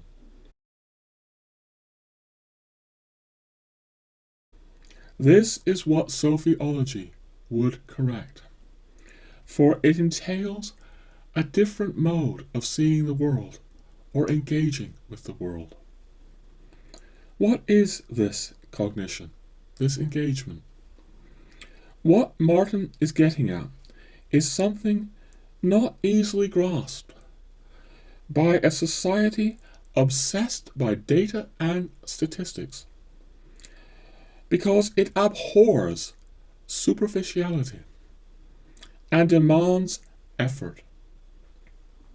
Yes, it involves something natural, not only to the Russian Sophiologists, but also great poets, mystics, contemplatives of all traditions, and even little children in the sense of entering the kingdom of heaven. Reference to Matthew there. In the course of his books, Martin draws insight from all of these, from Solovyov to Tomberg, Steiner, Goethe, even his own sort of brood of 9 kids, to demonstrate the elusive forms of awareness and cognition exiled by the Enlightenment. All Martin's writing turns around this Sophic awareness, whose nature is not easily appreciated in a shallow age. But to illustrate, we start with some moving lines from the first chapter of Transfiguration. How we observe phenomena, Michael writes, possesses ontological, epistemological, and even physiological ramifications, of which we should be vigilantly mindful.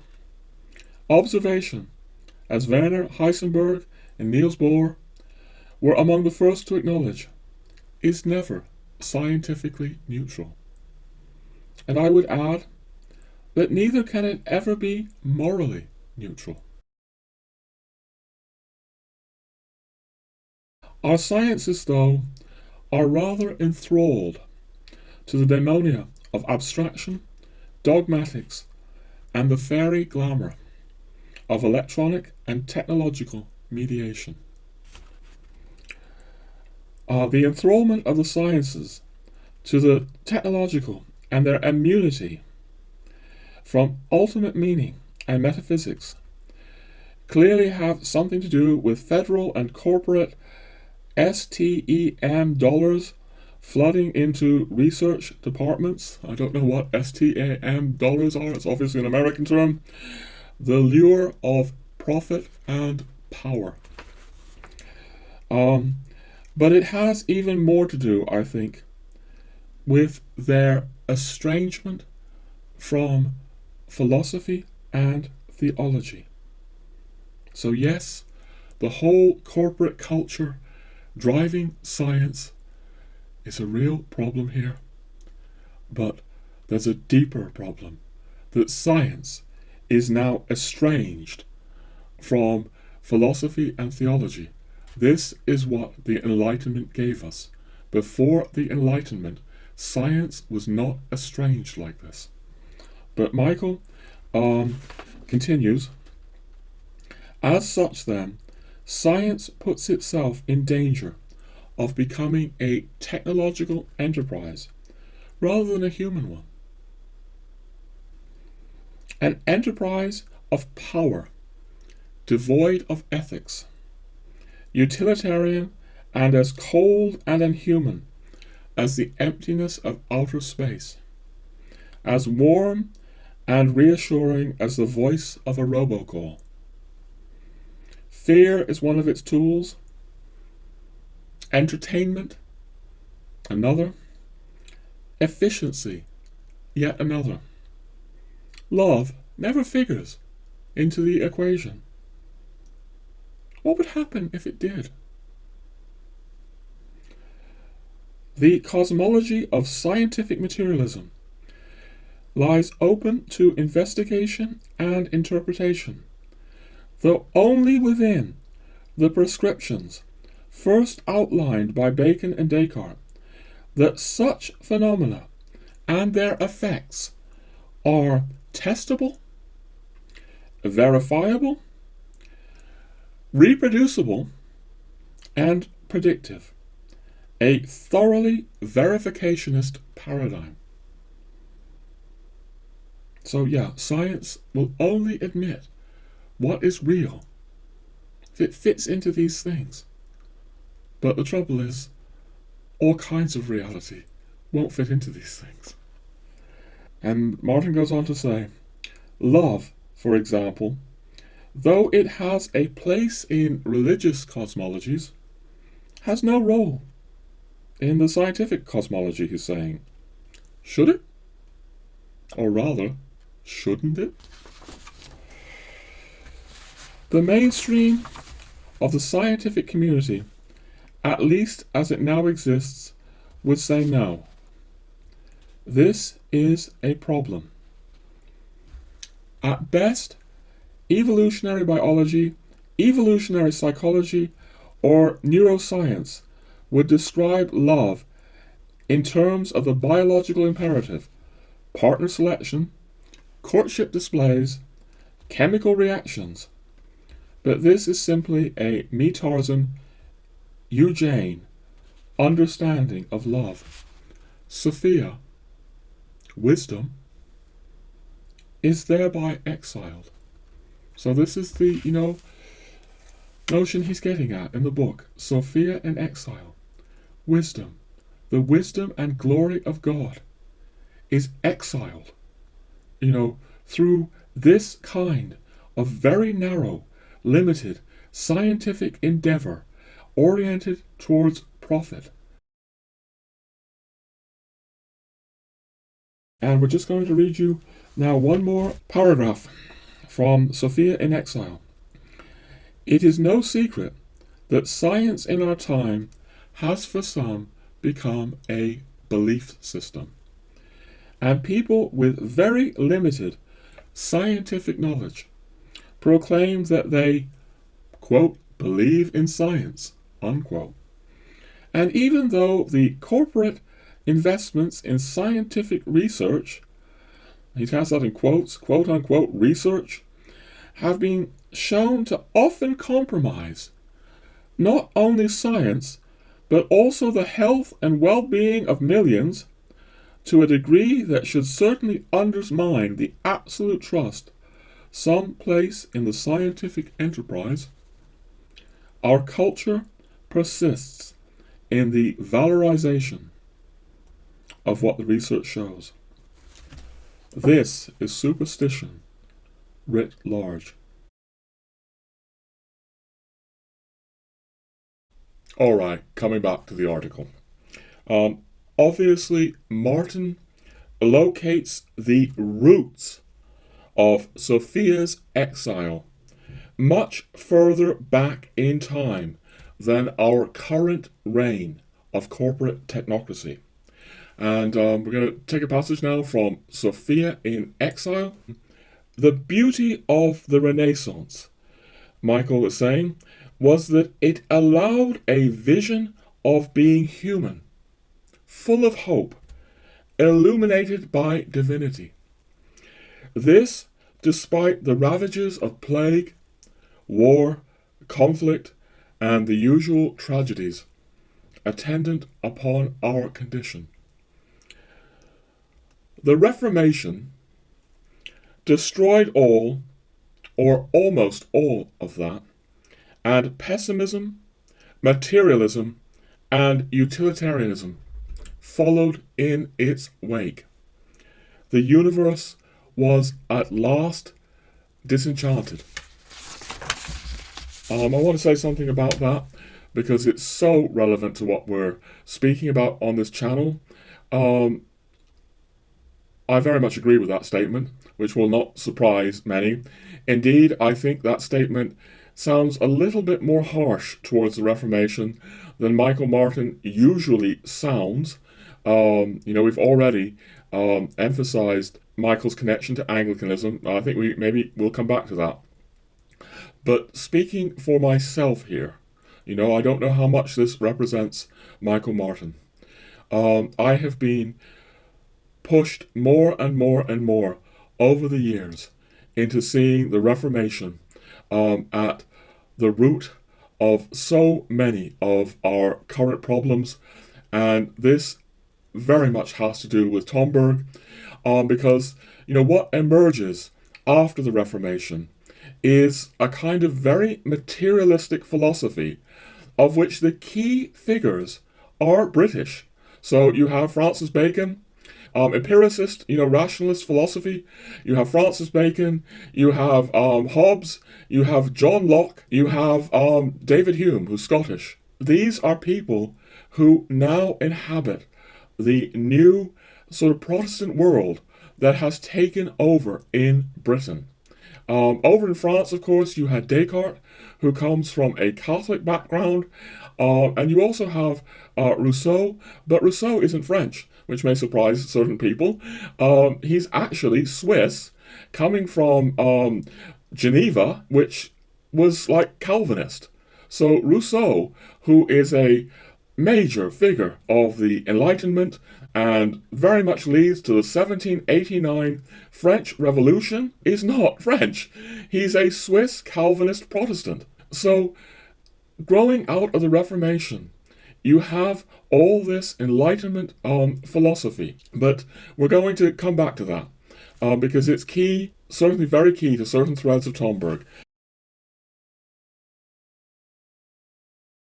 But let's just come back to a little bit more from Sophia in Exile. We're jumping ahead several centuries where Michael Martin is now speaking about Sigmund Freud. Michael writes, beginning with Freud, whose pessimism infected all of his ideas, however brilliant, the 20th century witnessed a steady and almost absolute dissolution of an integral understanding of marriage. This is primarily attributable to the almost pathological attention paid to sex and sexuality, which jettisoned marriage to an ancillary position in the positivist grand scheme of things. The sexual revolution, indeed, celebrated sexuality as a right and denigrated marriage as an quote-unquote institution, in the way that mental hospitals and prisons are institutions, and not as a paradigmatic structure of human flourishing, encompassing all peoples of all nations throughout all of history. What can I say? Amen. Amen. Marriage began more and more to be seen as anachronistic to a liberated and enlightened age. This trend was rendered all the more astonishing when marriage was asserted as a right to which gay and lesbian couples were entitled, a right to which no gay man or lesbian woman ever aspired until the concept's popularization in the early decades of the 21st century. Marriage in the cultural imaginary has been almost entirely secularized, with no spiritual or metaphysical correlative to be found. In talking about these things, Michael speaking about marriage, the secularization of marriage that happened in the 20th century, these are just parallels, of course, of many other processes of secularization down through the centuries. And I want to depart now a little bit more from the online article to speak about how concerned Tomberg was with this ongoing process of secularization. This comes out above all in his legal and political works that are now being published for the first time in English. But marriage is a good example of this, although Tomberg is concerned about far more than simply the secularization of marriage. But marriage, which in the medieval time was understood as a sacramental mystery, we've lost that. Marriage has become a contract. And, divorce comes in for the first time, with the Reformation. Because the medieval mind, understanding marriage as a sacramental mystery, couldn't understand this. But Tomberg, in the course of these legal and political writings that we've been speaking about on this channel, and continuing in Meditations on the Tarot, and the later Catholic works, regrets this process of secularizing sacred mysteries. And yes, the whole issue of the Reformation is up here. And again, I think I want to slightly distinguish where I'm coming from Michael Martin, because I don't want anyone to misunderstand things here. We've noted that Michael Martin is now with the Book of Common Prayer, Thomas Cranmer, the English Reformation, Anglicanism, there are some people who would see, the Anglican Church as different from the rest of the Reformation, and of course it is different in certain ways. But I want to say where I stand with this, ladies and gentlemen. As I mentioned, I was an Anglican, and then later on, and I'd converted to Catholicism by this point, I went to an Anglican college. I did a degree at an Anglican college as a mature person in my 40s. And this was in Wales, in Britain. And by that time, as I say, I was a very liberal Catholic, but I could observe Anglicanism side by side with Catholicism. So on Sundays, I went to Mass, but during the weeks at the Anglican college, I would go to, Anglican liturgy. And that experience of seeing and experiencing the two side by side marked me. Because at the time, being very, very liberal, I wanted to simply affirm the Anglican ministers. I wanted to call them priests. I wanted to say that they were celebrating the sacraments. It would have horrified me to suggest otherwise. None of this came naturally to me. But the more I experienced this, the more I began to see the profound difference between, what are called the Anglican sacraments and the Catholic sacraments. Now, I'm not trying to deny that something special may happen in Anglican liturgy, not trying to deny that. But I noticed things. One of the things I noticed, and it's become clearer to me as time has gone on, is that wherever you go in the world, and this happened particularly in Ireland, it happened in France, Spain, where I was going by this time to the Mass daily, I would always encounter in Catholic churches a little group of people, devout people, who went to Mass daily like I did. They felt they needed the liturgy, the Mass, to sustain them. And I never found that in Anglicanism. In fact, I found one sort of Anglican minister, he complained to me. He said, well, I would actually like to be celebrating the Eucharist more regularly, but my congregation doesn't want it. They want it just once a month.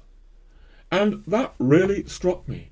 In Catholicism, you have this hunger, for daily Mass. Doesn't exist in all Catholics, but it exists in definitely a proportion of Catholics. And I never came across that in all my, years with Anglicanism. So it's like political correctness, to sort of affirm that, of course, the Anglican sacraments are the same, and of course Anglicans have priests, and so on and so forth. And back many years ago when I was at that Anglican college, I wanted to be politically correct and say the same thing, and I was still then suspicious of Catholic tradition. But as the years went on, I began to see that Anglicanism and Catholicism were two very different creatures. And of course, even if one does believe Christ's body and blood become present in an Anglican liturgy, even though, the Anglican theology has for long denied that, speaking very technically, Anglicanism speaks about consubstantiation, not transubstantiation. But I followed a whole path with Tomberg. Yeah, Tomberg affirming transubstantiation. That the bread and the wine become the body and blood of Christ. Even if one wanted to say that in the Anglican liturgy we had the body and blood of Christ, and I no longer believe that, the effects of Anglicanism is that, yes, what's called the Eucharist is celebrated like once a month in many Anglican churches. Things like confession are gone. I won't go into this a lot right now, but we are concerned on this channel with the effects of the Reformation, and we're also concerned with Tomberg's thinking here, which is what pushed me into these politically incorrect positions, because Tomberg is, as we've said before, repeatedly critical of the Reformation, of Protestants. This is through and through Meditations on the Tarot, but recently we've had this book, Personal Certainty, which in many ways, it's written in the 1950s, before Meditations on the Tarot. It's now out in English for the first time from Angelico Press. Thanks be, God bless Angelico Press for this. And Tomberg goes into a quite harrowing 10-page commentary on the effects of the Reformation. Losing the Virgin, losing prayers for the living and the dead. He begins, this is probably the closest Tomberg ever comes to sounding like Hilaire Belloc, who was also obviously an intense critic of what the Reformation had done to England. But if you will dare to think, and I know it's a daring leap for some people, to think that the Reformation stripped away the sacraments from England, then a lot begins to make sense. That doesn't so easily make sense. It's not to say that Anglican prayers don't have value, or Anglican liturgy doesn't have some kind of value, but if you dare to think that the sacraments disappeared from England, this has enormous effects, as both Tomberg and Belloc are suggesting. And yes, we've been speaking about the Enlightenment philosophy, which arises then in England. Above all, this kind of empiricist, rationalist trend of philosophy arises in Britain. Above all. So this is rather a digression from the online article. The online article began to go into things that are not so easily reproduced from reading the text. And we're going to move over, depart a little more from the online article, but we will just quickly say that Michael Martin begins then to look not simply, and this has to be said, at the Reformation or the Enlightenment as the cause of like the sexual pathology that then happens in Freud and the secularizing of marriage. He goes into a passage, and we refer to this on the online article, which goes into his view of sexual pathology, going back much further in time than the Reformation, into patristics, and you can read the online article if you want to look into that. Alright, we're coming back to the text now. At any rate, we have so far been largely concerned with Sophia's exile. What Sophiology is not. Some may still struggle to grasp just exactly what Sophiology is, and perhaps ultimately that is because what Martin means by Sophiology is not something to be pinned down in precise terms by analysts and statisticians who are not Sophiologists, precisely because they are habituated to pinning things down. Rather, Sophiology aspires to a contemplative engagement with what is real. Neither reductive nor specialized categories, nor fragments detached from the whole. This vision, then, is holographic. It is integrated with philosophy, theology, and metaphysics. This means it is not morally neutral. It entails, then, rejecting something that Tomberg describes here. So I'm going to quote a passage from Meditations on the Tarot. So this is Tomberg here, where Tomberg says, "Many thinkers and scientists want to think without the heart in order to be objective, which is an illusion, because one can in no way think without the heart.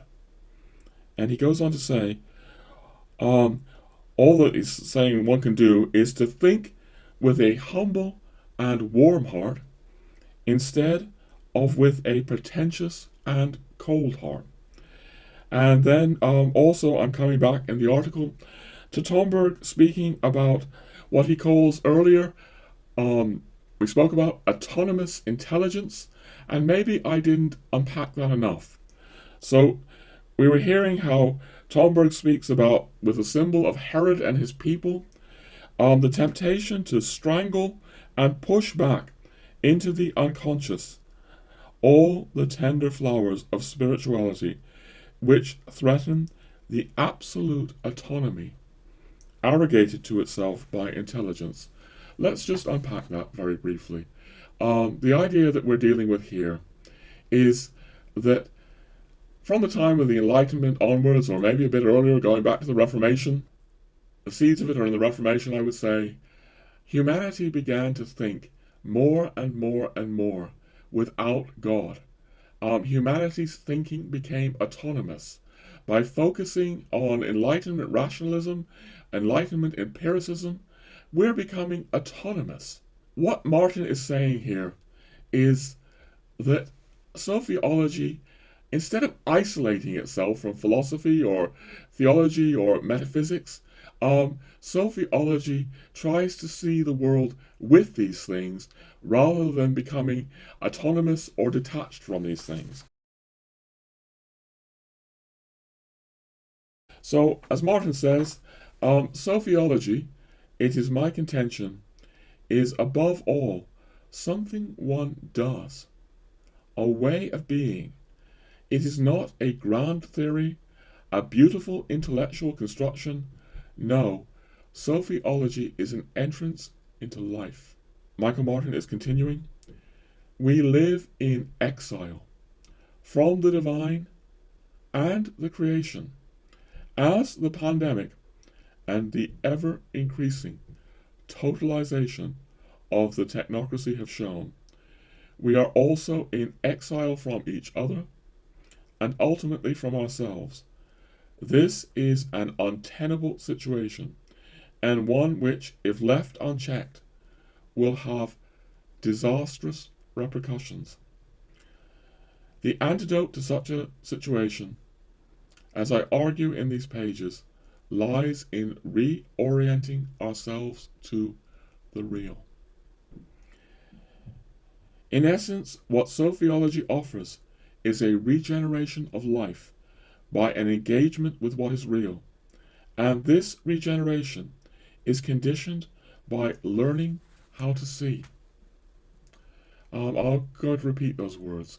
Learning how to see. It's like, since the time of the Enlightenment, with our idolatry of reason and empiricism, we've forgotten how to see in deeper ways. We need to relearn the art of seeing. Now, I'm going to skip over some material here that you can go and look at the online article if you're interested. But very, very briefly, Michael Martin is speaking about how Sophiology is not simply deepened engagement, deepened contemplation, deepened awareness and perception through those things, but it's also about creativity. Because real creativity doesn't happen if we're, working with the world in simply a mechanical way, if we're superficially engaged in the world, simply focusing on statistics and data. Real creativity happens when we go deeper. And he, for example, really looks at the root word of inspiration, which originally comes from a breathing in of the divine. There's wonderful material in Michael Martin's books about Sophiology and creativity, and I enter into it a little bit more on the online article, but I really want to begin moving towards Tomberg now. Human creativity is participation in God. It's something that's what Martin says, it's something ultimately mysterious, what real, true creativity and inspiration are. I hesitate to say much more on Sophiology. Really, I'm not qualified. I have not followed this same Sophianic star through the wasteland that Martin has. Indeed, what I know of Sophiology owes largely to him, but also Tomberg and a little Solovyov. Thanks to them, however, I am convinced in the Sophiological remedy for enlightenment poison. Here, as Martin says, lies real hope for the world. What can I say? I concur with that absolutely. However, I'm going to say that I need the sacraments and I need the church. And there again is my difference with Michael. When the sacraments are working in me, when I am participating in the sacraments, my chances, I think, for real Sophiology, this way of being, of deepened contemplation of the world, are greatly increased. So we're going to be moving into this in this article, that I'm really, with both and, deepened contemplation of the world and the miracle the church brings us.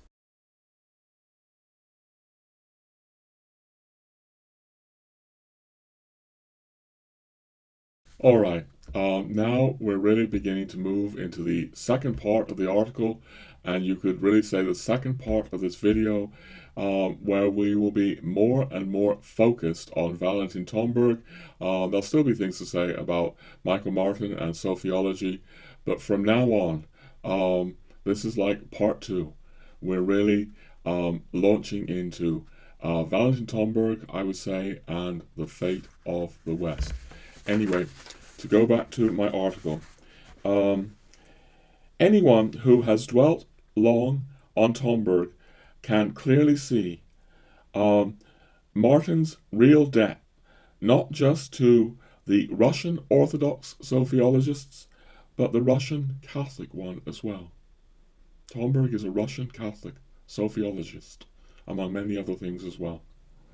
Of course, Tomberg, in turn, was indebted to his Russian predecessors too, most obviously Solovyov, as he was likewise indebted to the Hermeticists, including not simply the French Paladin and Papus, but also the German Steiner and Goethe before him. Careful reading of his magnum opus reveals he often grouped these French and German Christian streams together. Yes, it's a point worth making. Sometimes when Tomberg is speaking about Hermeticism in Meditations on the Tarot, he does mean the French Hermeticists. But very, very often, he's including wider numbers of people from throughout European Christian streams, and people like Goethe, a great poet Goethe, obviously Rudolf Steiner. When he's speaking about Hermeticists, he's often bringing all of these people in.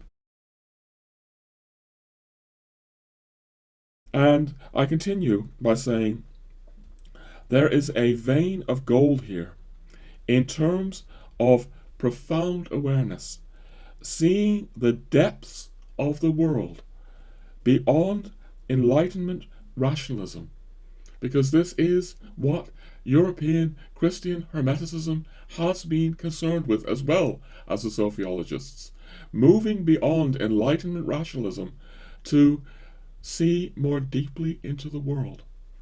Tomberg saw this vein of gold, even if he also repeatedly warned of real dross and real danger in the case of the Hermeticists.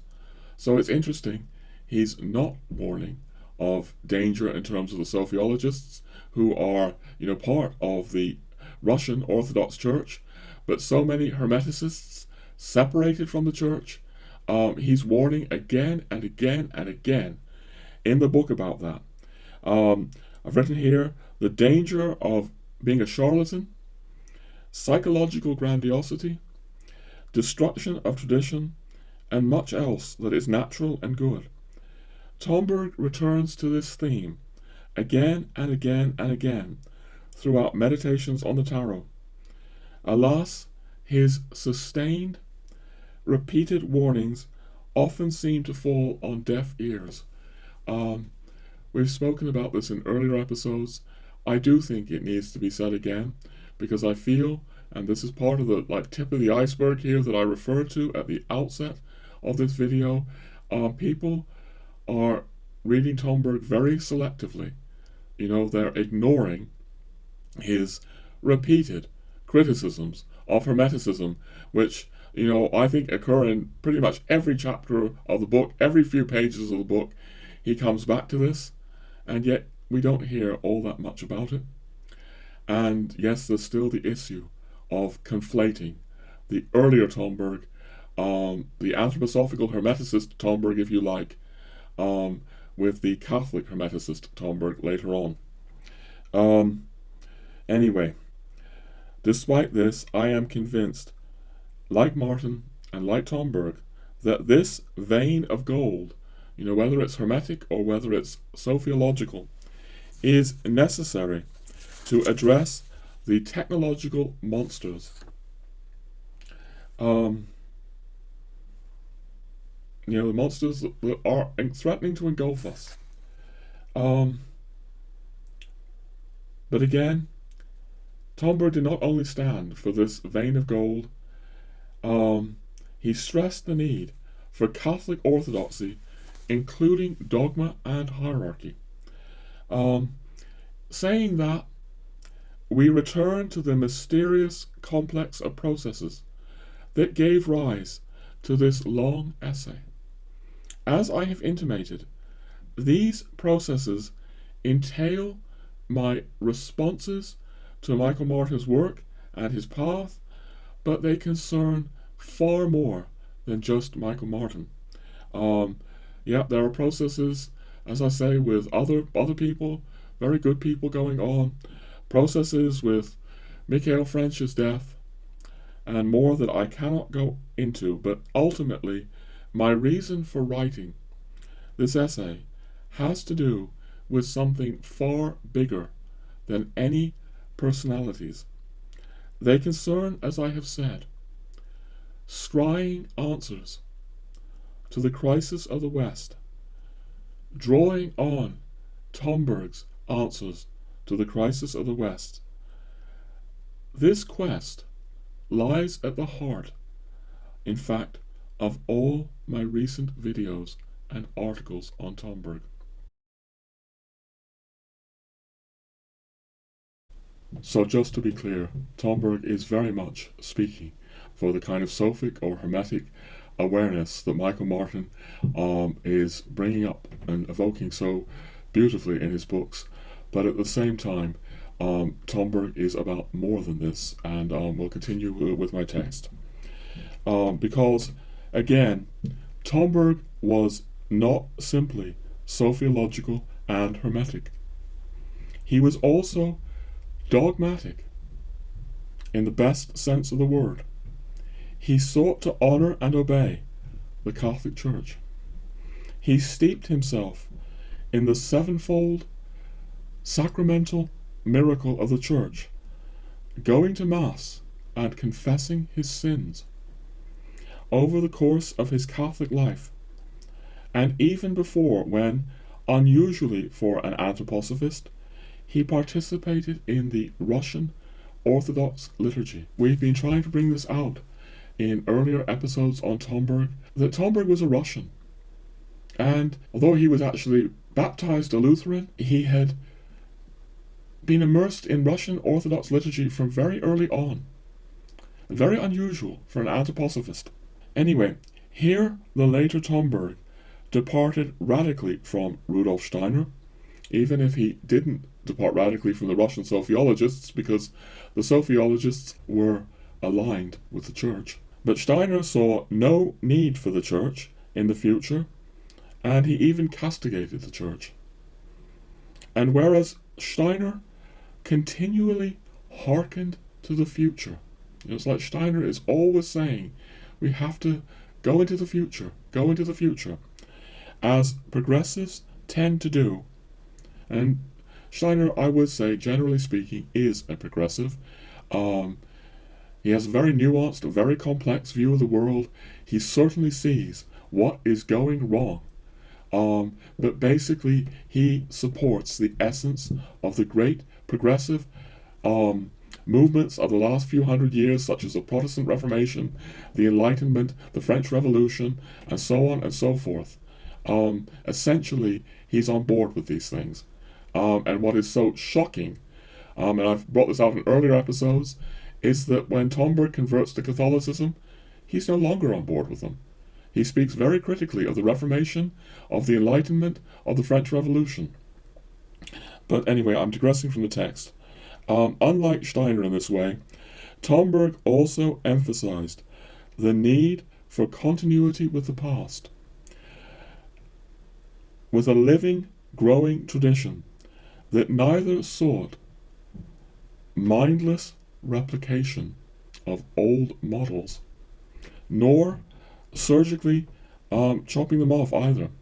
Those of you who know the book well will know how Tomberg uses the word surgery, suggesting we cannot cut ourselves off from the past surgically.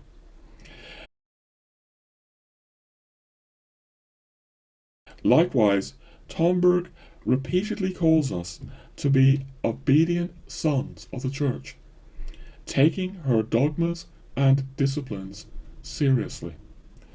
This is because Tomberg prayed and worked day and night in the hope and belief that, and we're going to, I quoted in the article, but we're going to now come back to passages from Meditations on the Tarot. Now is the time for the Hermetic movement to make true Christian peace with the Church, and to cease to be her semi-illegitimate child, leading a half-tolerated life more or less in the shadow of the Church, and to become eventually an adopted child, if not a recognized legitimate child. This is what we've spoken about in earlier videos, that Tomberg is seeking to baptize Hermeticism. And I didn't read it in the, I didn't quote it in the article, but I have Meditations on the Tarot here open, and I'm going to just read something else here that's relevant in terms of, yes, we've quoted it before, but Tomberg's warnings of the danger of Hermeticism. Never will I throw stones, in thought or through word or deed, against the Church. Tomberg is encouraging us to this attitude, since it is she who makes possible and stimulates and protects human endeavor for the glory of God. And as Hermeticism is such an endeavor, it could not exist without the Church. We Hermeticists have only one choice, either to live as parasites, for it is thanks to the Church that we are able to live. If we are strangers to or are hostile to the Church, or to live as her faithful friends and servants, if we understand what we owe to her, and so begin to love her. Okay? Parasites.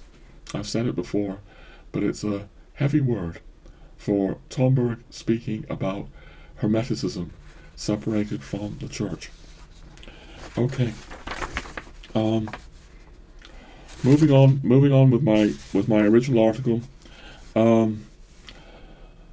So Tomberg is saying, Hermetic awareness, Sophiological awareness, Sophic awareness, probing the depths of the world was needed. But by itself, it was not enough. The Church was needed too. To be clear, Tomberg repeatedly stressed that the Church alone sufficed for individual salvation. So I want to be very clear here, ladies and gentlemen. Although Tomberg is speaking about the need for Sophic awareness, Hermetic awareness, moving beyond the Enlightenment in this way, he's not saying that this is necessary for individuals. He comes back to this again and again. For individual salvation, the church is what's needed, and it's all that is needed. But in terms of finding a way forward for Western society, beyond, if you like, the monsters of the Enlightenment, beyond the technocratic nightmare that we enter into, Tomberg is speaking about both the church and this kind of Sophiological awareness or Hermetic awareness that we've begun to go into here.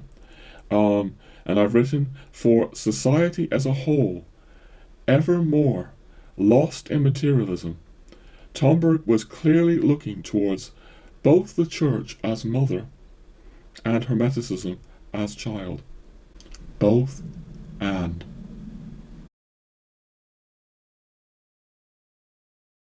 Alright, moving on with my text now. And if Tomberg now sought different answers than he did before to the crisis of the West, it was obviously because something was different. Something had changed. That change was both outer and inner. It involved Tomberg's experience of World War II. We go into this at the website. There's links in the article. This shattered his hopes that anthroposophy could address the appalling state of global materialism. And in these broken dreams, he turned away from his former faith in anthroposophical cognition to the Catholic Church, which he began to defend in terms shocking to the anthroposophists. These things pose tough questions for those who care for Tomberg's legacy. And alas, as I have pointed out elsewhere, too often people have too easy answers to these questions. That is one reason Martin has long impressed me. He avoids this kind of laziness. Moreover, he clearly sees Tomberg's change. And I quote Michael Martin to this effect now: Tomberg's Catholic works were written by a different man, one transformed in the blood of the Lamb.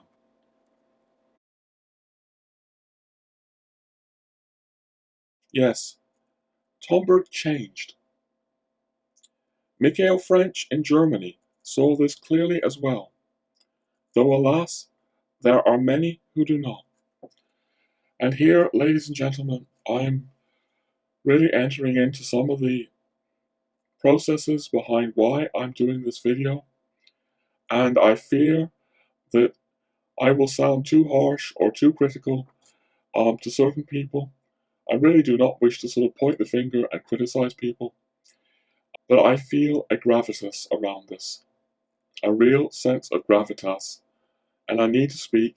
I'm not naming names, but here we are referring to mysterious processes. Tomberg's change manifested not only in his renouncing anthroposophy and conversion to Catholicism, but also in his call that Hermeticists honor and support the Church. Alas, Tomberg's transformation, as I say, goes too often unrecognized. As I have said in recent videos and articles, I see real danger here. It is the danger of conflating the later Tomberg with the earlier anthroposophical Tomberg. And if we conflate these, we cannot easily see what the mature Tomberg is pointing to. We cannot see this call to both and. We cannot see his call to the sacramental miracle, sevenfold sacramental miracle, all the seven sacraments, including confession, and the obedience it entails.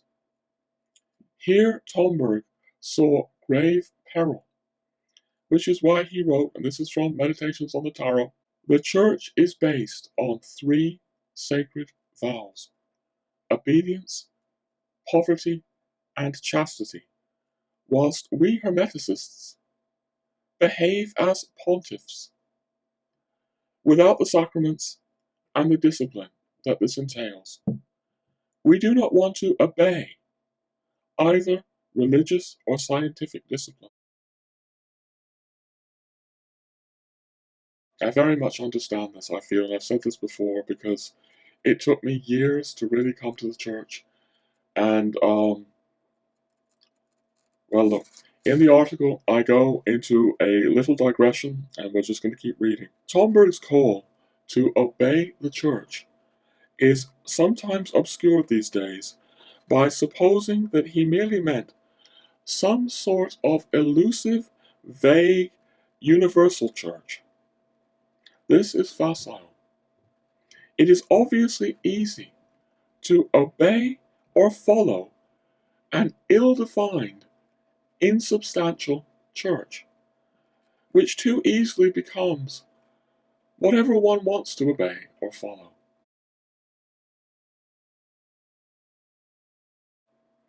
But Tomberg was not interested in easy answers.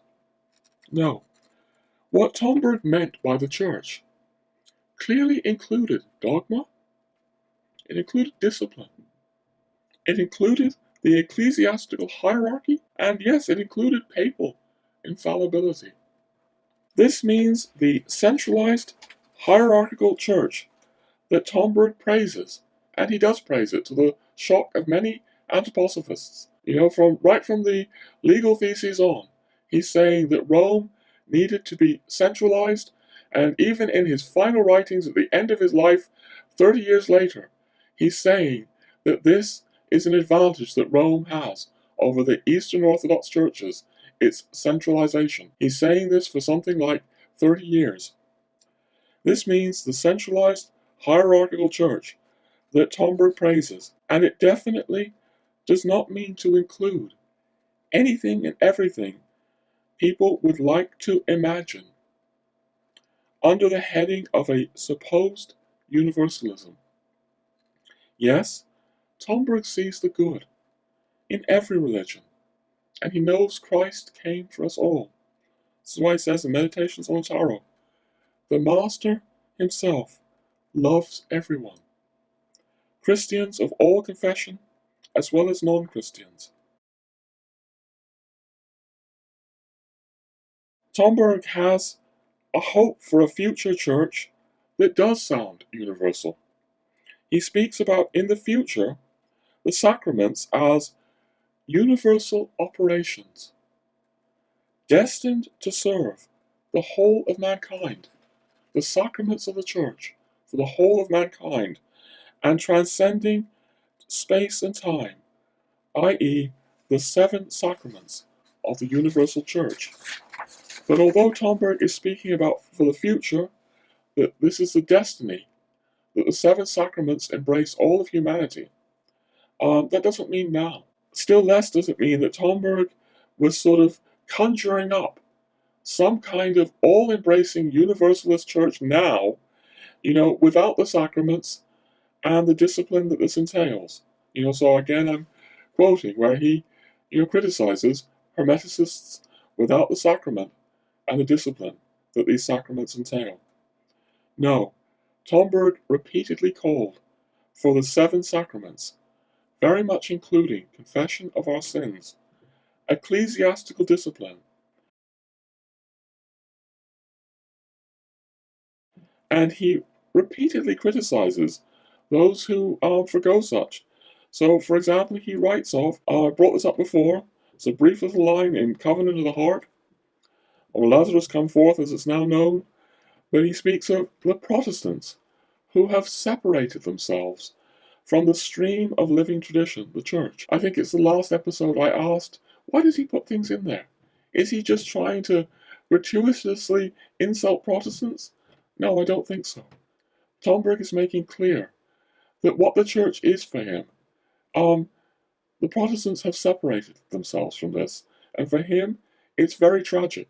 And right there, in lines that he leaves, you can see that he's not, conjuring up some universal church that can be whatever we imagine it to be, that we can all follow, which is a sort of, I have to say, very New Agey kind of conception. I'm not enjoying going into this, but I feel like there's something very, very gravely at stake here.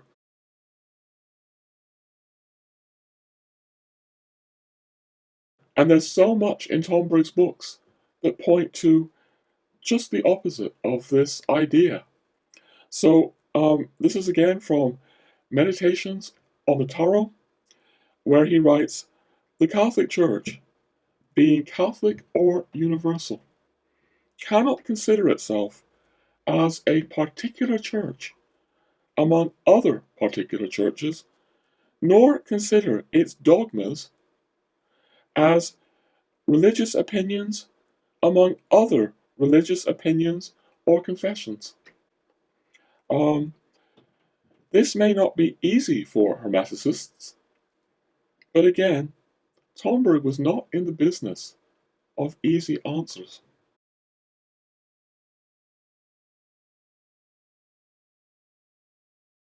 He knew many people would not find this easy, which is why, just a few lines after this is on page 89 if you're interested, we find a rejoinder. Tomberg is speaking back to the reader with his possible objections to what he's just said about the church, yes, other things he's just said, and he writes, "Dogmatism?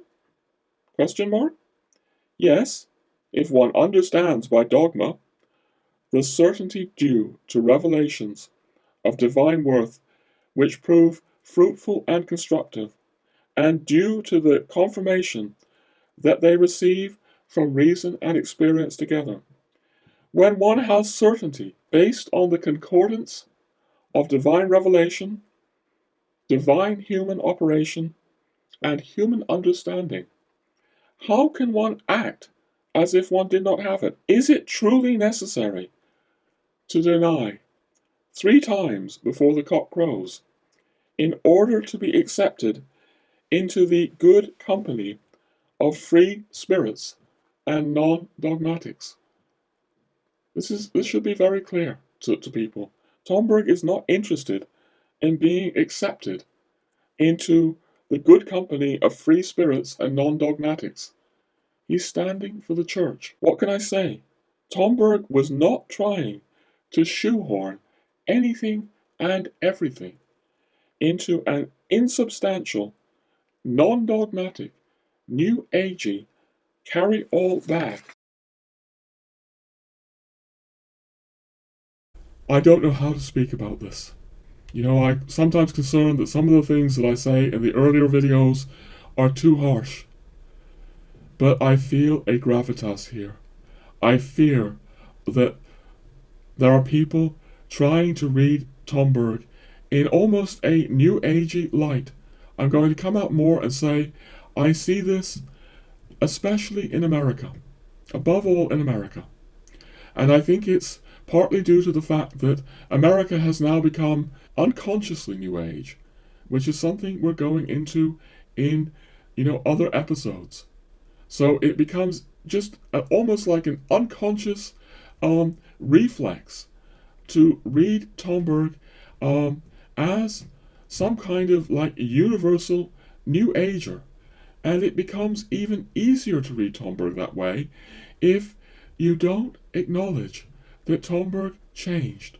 Or as Michael Martin has said, Tomberg was transformed in the blood of the Lamb after 1944.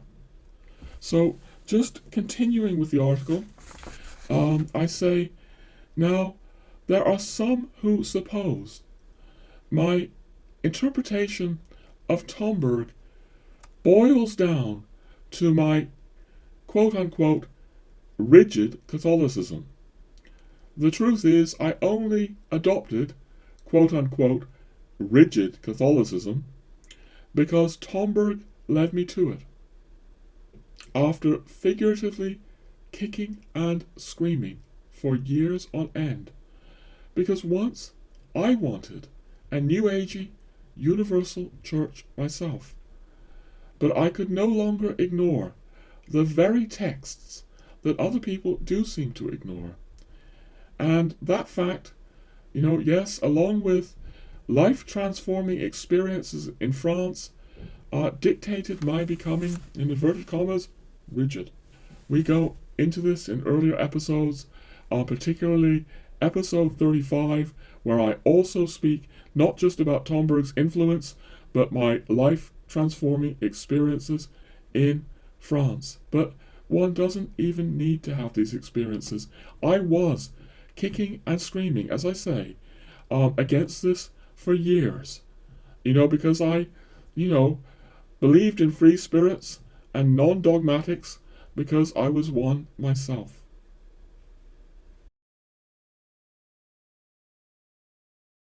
Alright, we're coming back to my online article now. What I call here distressing matters, and these distressing matters, at least for me, is what I've been raising here about the tendency I see, whether conscious or not, to look at Tomberg as though he was some sort of universal, all-embracing, anything goes kind of almost New Ager. These distressing matters relate to the conflation invoked earlier, whereby the younger anthroposophical Tomberg is confused with the older Tomberg, who changed so profoundly, even saying that his transformation was so great he should bear a different name now. This is in a letter he wrote. If you look at the online article, you'll find a link to it. Tomberg in old age saying that it's not possible for civil reasons, but I shouldn't even be called Valentin Tomberg anymore. The change in me is that great, which is also, what I think Michael Martin is getting at with a changed man, transformed in the blood of the Lamb. Anyway, you'll find a link to that in the article.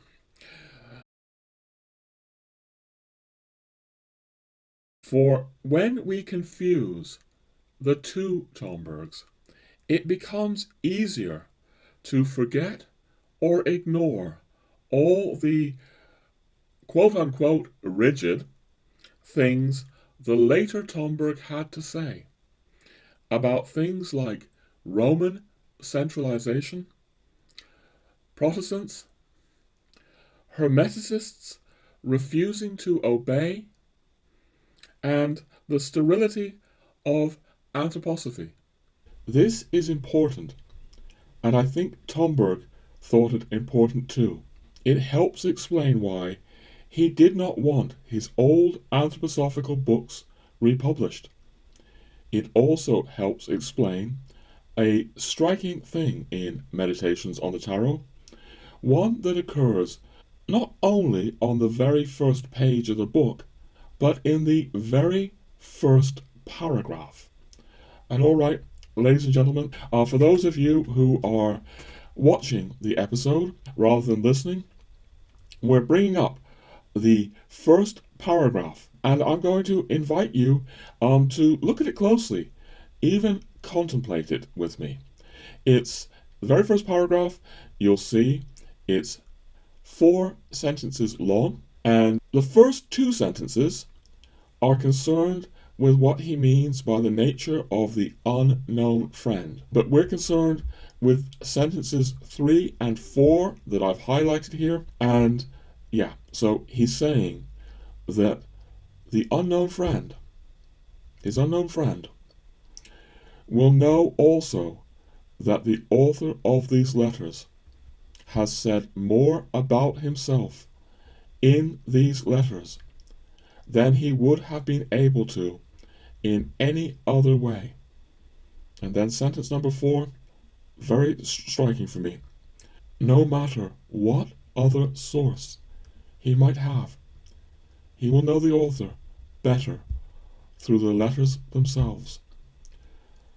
This is the 4th sentence of the book, and placing it in such an immediate and prominent position would seem to indicate Tomberg was concerned about his magnum opus being confused or conflated with his other work. At any rate, this is what we witness in many quarters today, a tendency to conflate the older Tomberg with a younger version of himself whose writings he regretted. And now, in terms of that regret that he had, there's a 4-minute section from episode 34 that I'd like to rerun for you because it does seem important to me.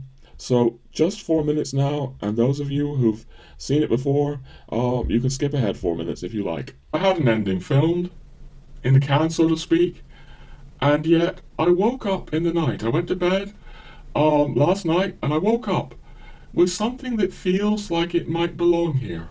And that's rather strange because, normally I would want to wait weeks or months or even years before saying such a thing. But I think it's all right to raise it just as a question. That question is did Valentin Tomberg come to see his anthroposophical works as a detour? And the reason I say that is, well, we've heard earlier in the episode how Tomberg, growing up as a Lutheran Protestant in St. Petersburg, how his mother brought him to the sacraments, at least as a witness, of the Russian Orthodox Church, even the Catholic Church. And he has this, joy in the, liturgy of the church as a young man. But then he goes on to his anthroposophy, where he does criticize the church. I mean, never as severely as Steiner did. And as I was with these thoughts that came in the night, I came back to a passage from Tomberg's correspondence from 1967. And it's featured in the biography co-written by Dr. French here. It's on page 475 for anyone who's interested. And we are going to just feature something very striking that Tomberg says. He's speaking about his anthroposophical studies, and he says that he wants to explain his regret for having written them, or rather for having made an attempt similar to Julian the Apostate to try to bring back to life or revive something that was dying.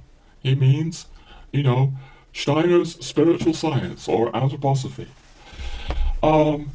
This is, to my mind, very striking, ladies and gentlemen. Obviously, it doesn't reflect highly on what he thought of Steiner's project of spiritual science, not Steiner himself. He continues to revere Rudolf Steiner in many ways, but Steiner's project he sees as dying, and he regrets trying to revive it.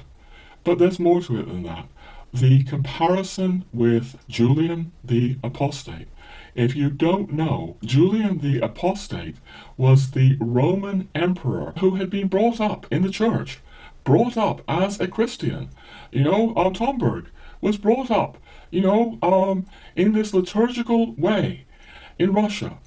And Julian the Apostate renounces his Christianity, and he tries to bring the Roman Empire back to paganism or Hellenism.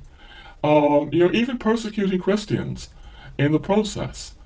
And for Tomberg to compare his anthroposophical efforts, to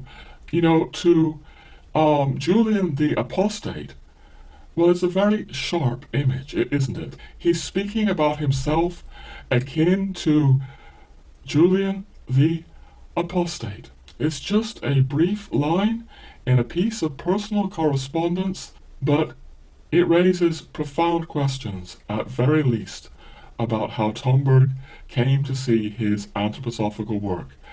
And what I'm really saying here is that, yes, after his anthroposophical work, Tomberg, fully enters the church, the Catholic Church.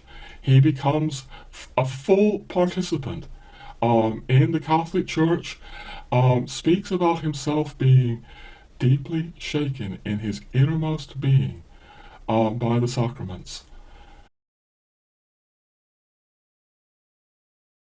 And this tendency to conflate the two Tombergs, plays a part, but only a part, of the mysterious complex of processes giving rise to this article.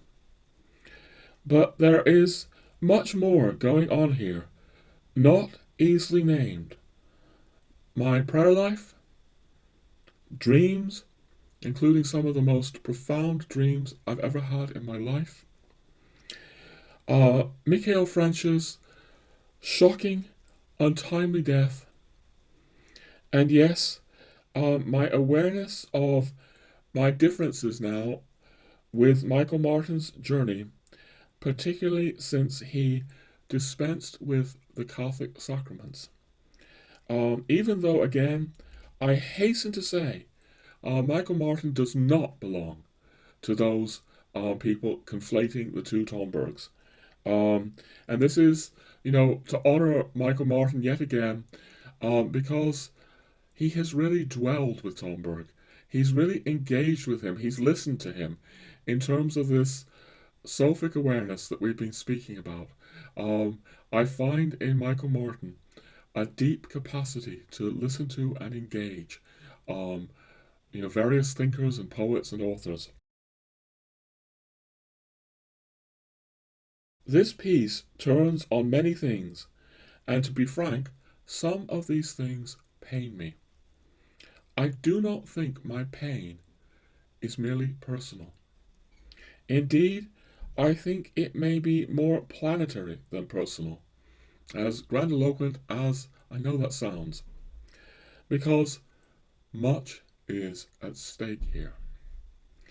Modern despair, or even attempted negation, of the Catholic Church repeats the despair and attempted negation of many pained souls in the past, from Martin Luther to Rudolf Steiner. Indeed, it certainly includes the young Tomberg as well. But after World War II, Tomberg clearly saw things differently. He obviously became severely critical of the Reformation, repeatedly criticizing Luther, Calvin, and their efforts. He saw it had led to cultural disintegration.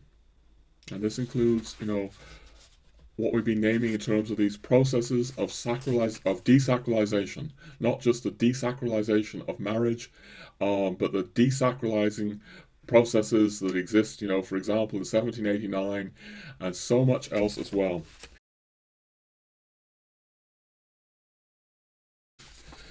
But at the same time, Tomberg was intensely aware of the evils of the Renaissance papacy that gave rise to Luther's outraged heart.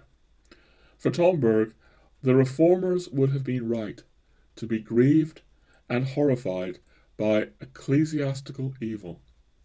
But the answer to that evil was neither revolt nor was it destruction of tradition. Here is why Tomberg celebrated the Counter-reformation rather than the Protestant Revolution. So to be clear, the era of the last few centuries is the era of the Reformation, but if you're a Catholic, you often speak about the Counter-reformation as a time in which the Catholic Church really went in such a different direction from Protestantism. And I'm quoting here Tomberg from Covenant of the Heart about the so-called Counter-reformation. The Counter-reformation, Tomberg says, should not be understood as anti-reformatory, but as a true reformation. For the movement toward interiorization and spiritualization, which arose then in the church, this was back in the 1500s, was indeed, in a real sense, Reformation, and in no sense a process of outer revolt, destroying images and annihilating church hierarchy, and doing away with spiritual orders and the three vows. obedience, poverty, chastity. A monastery, for example, is not reformed by chasing out the monks, but by bringing in a more interiorized spiritual life, as was the case, for example, in the reformation of monastic life in the Carmelite order proceeding from St. Teresa of Avila. The so-called Counter-reformation, Tomberg continues, and the so-called Reformation stand in the same relationship to one another as the spiritualization of the monasteries stands in relation to their dissolution. So, obviously, again, in Northern Europe and Britain, people like Henry VIII destroyed, dissolved all the monasteries in England and in Ireland. The first was an impulse toward inner transformation. The second signified rebellion and purge. The one meant evolution, he has that in quotes, and the other signified revolution, he has that in quotes. And in Meditations on the Tarot, Tomberg suggests Catholic saints such as St. John of the Cross and St. Ignatius of Loyola were needed to atone for the sins of Luther and Calvin and what he calls the tragic repercussions of their actions. This is what I noticed again in Meditations on the Tarot before I began diving into all the earlier and more obscure Tomberg work. This repeated suggestion again and again and again that Luther and Calvin were a deviation from true Christianity. In fact, as I say, we now have this book, Personal Certainty, that we didn't have in English for many, many years, and he speaks about Protestantism as a surgical operation on the body of Christianity. He goes into this much more explicitly than in Meditations on the Tarot, but it's there throughout Meditations on the Tarot if one reads carefully.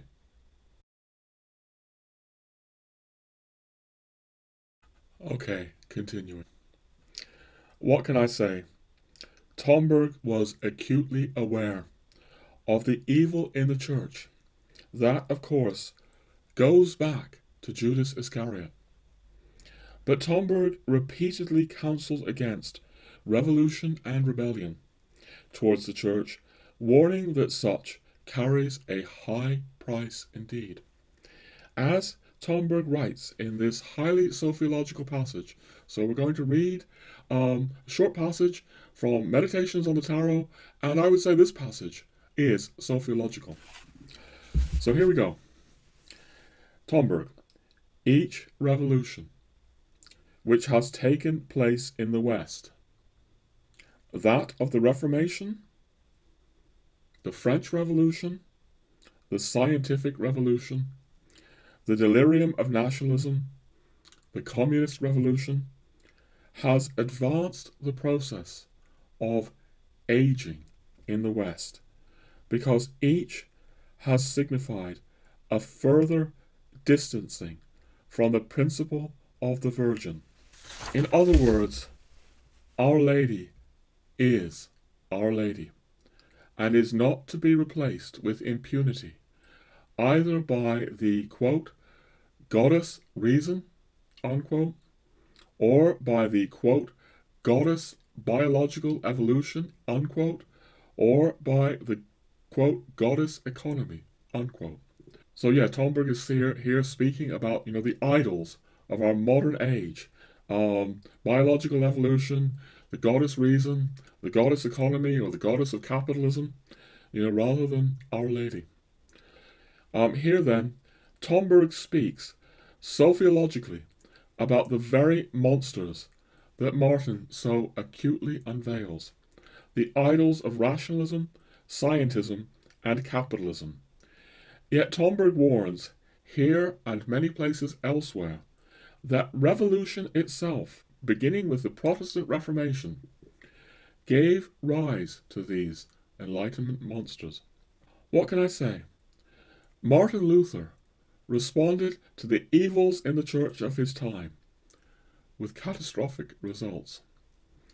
Rudolf Steiner supported Luther's revolution and many that followed after it. But Tomberg saw catastrophic results in anthroposophy as well, albeit on a much smaller scale, because obviously, anthroposophy never became a massive worldwide phenomenon like, the Reformation. But Tomberg becomes deeply critical of anthroposophy as, catastrophic on a smaller level. The young Tomberg, born a Lutheran, once assented to the spirit of Luther and anthroposophy, but later changed his mind profoundly. To me, this matters, because Tomberg's thinking has convinced me, just as my experience of the church has convinced me, and her sacraments has convinced me. It matters for another reason too, because these Enlightenment monsters are now tearing us to shreds. The technocratic nightmare that we enter into. And the great irony in all I write is, again, just how very acutely Martin sees and reveals these Enlightenment monsters in his books. His books, I want to say again, they are so, to my mind, lucid about the roots of our materialism, the roots of our technocracy, the roots of our capitalism. So lucid. I need the kind of acute, I would say hermetic analysis that Martin makes of modernity. I need Martin's profound Sophiological insight. And I need the church too, like the air that I breathe. And so my own response to Enlightenment monsters is Tomberg's response, both and.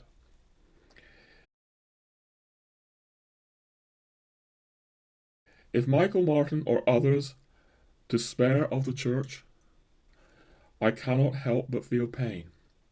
But again, my pain goes beyond anything personal.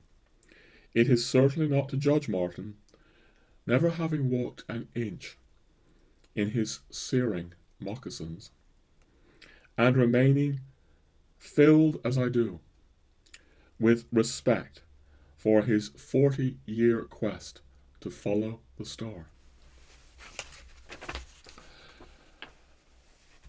As I have said, I respect Martin's outrage at the atrocious abuse in the church so much that I have asked myself, Roger, is your own heart less Christian than Martin's heart?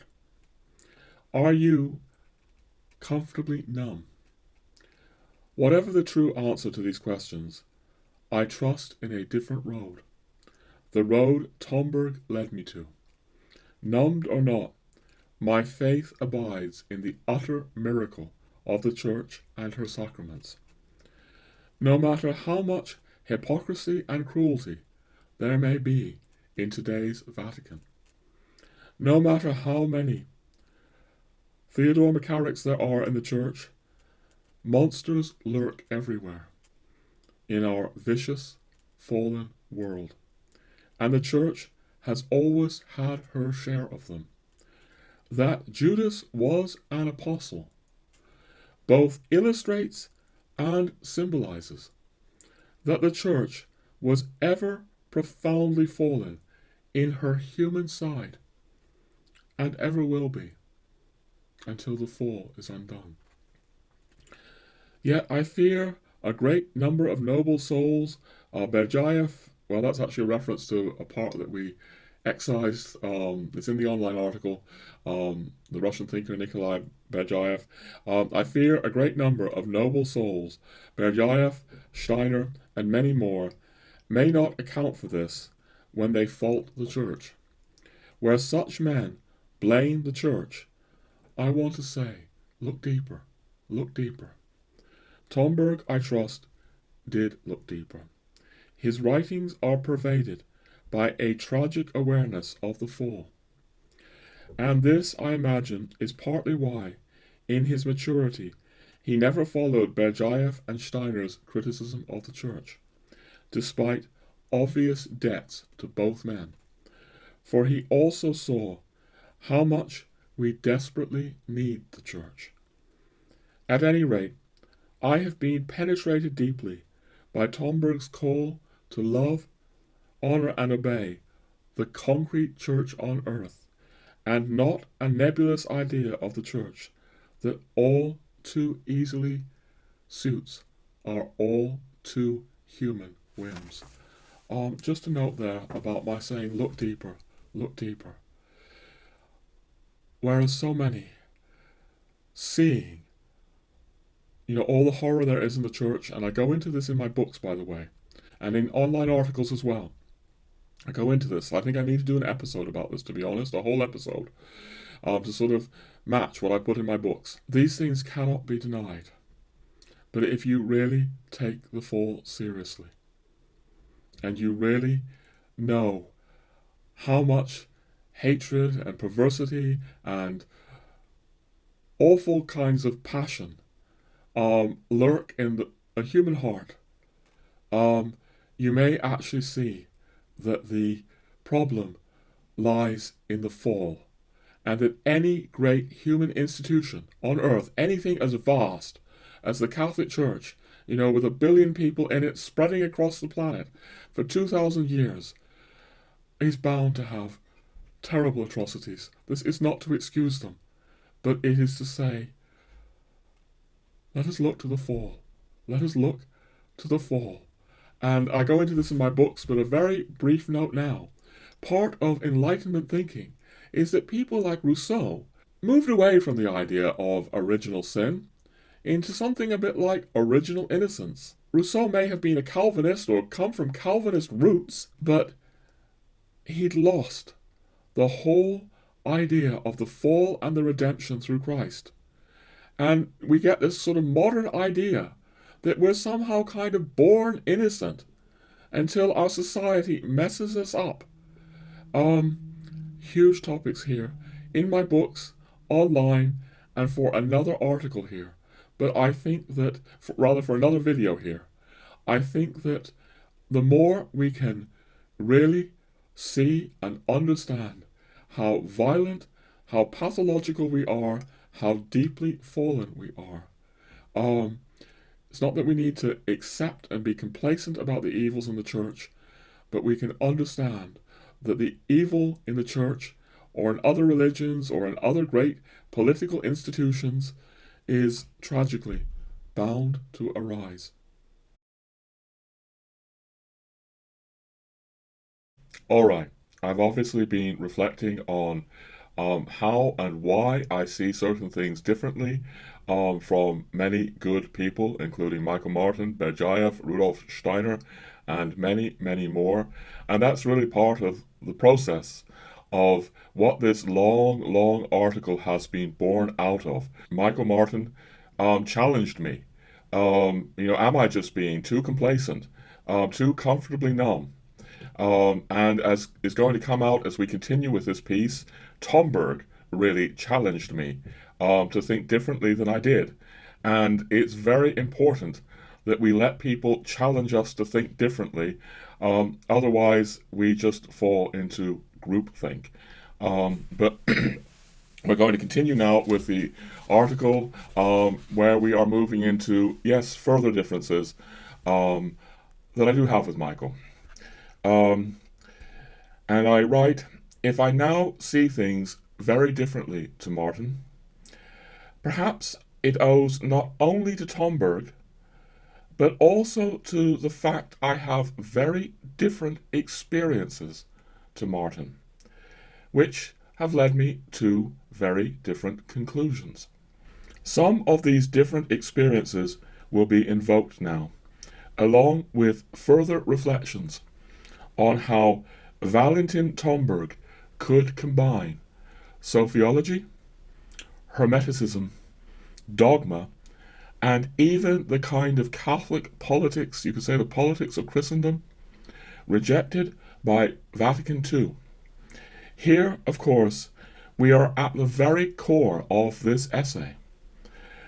The quest for answers to the crisis of the West, whether this quest be Michael Martin's, Steiner's, Tomberg's, or my own quest. We begin by way of departure with a statement from Transfiguration, the likes of which are sprinkled through Martin's oeuvre. So, in this really amazing book here, Michael is about to say something that I deeply disagree with. Here we go. Christendom died a long time ago, Michael writes. The Oxford movement, the Gothic revival, and traditionalism all failed to restore the golden age when Christ was king, a title used only ironically in the Gospels, but embraced with fervor during the 2 long centuries of Christianity's flirtation with political power. All right. Let's just unpack that a little bit, just to make sure that everyone knows what we're speaking about here. Michael references first the Oxford movement, so he's referring to a movement in 19th century England where Anglicans began to come back to Catholicism. Most importantly, Cardinal Newman, or if they didn't come back to Catholicism, although many did in the course of time, they forged something that is sometimes called Anglo-Catholicism or High Anglicanism. This was born in Oxford. Cardinal Newman was in Oxford, and even if for a long while there were many people who called themselves Anglo-Catholics, steadily, even the Anglo-Catholics began coming back into the Catholic Church, and that process is still going on with the Anglican ordinariates 2 centuries later. So that's what Michael means by, the Oxford movement. Then he speaks about the Gothic revival. This is also a movement in England, also Ireland, where, Pugin, a sort of Anglo-French architect, began reviving Gothic architecture. And as you'll gather as I continue, I cannot even begin to express my profound gratitude for what Pugin did, the Gothic revival in Britain and Ireland. Words fail me. So obviously I'm different from Michael there as well. Then he speaks about traditionalism failing. Obviously, ladies and gentlemen, all of this is, for those of you who know this channel, very, very different from the things that I am saying on this channel. And I want to say something here. There might be certain traditionalists who are saying, well, why are you encouraging us, Roger, to read a book like this? I want to say again, I've read this book close to 4 times. I find so much in it, so much that is unbelievably important to me. And yeah, if you're going to start with Michael Martin, I think this is probably the place to begin.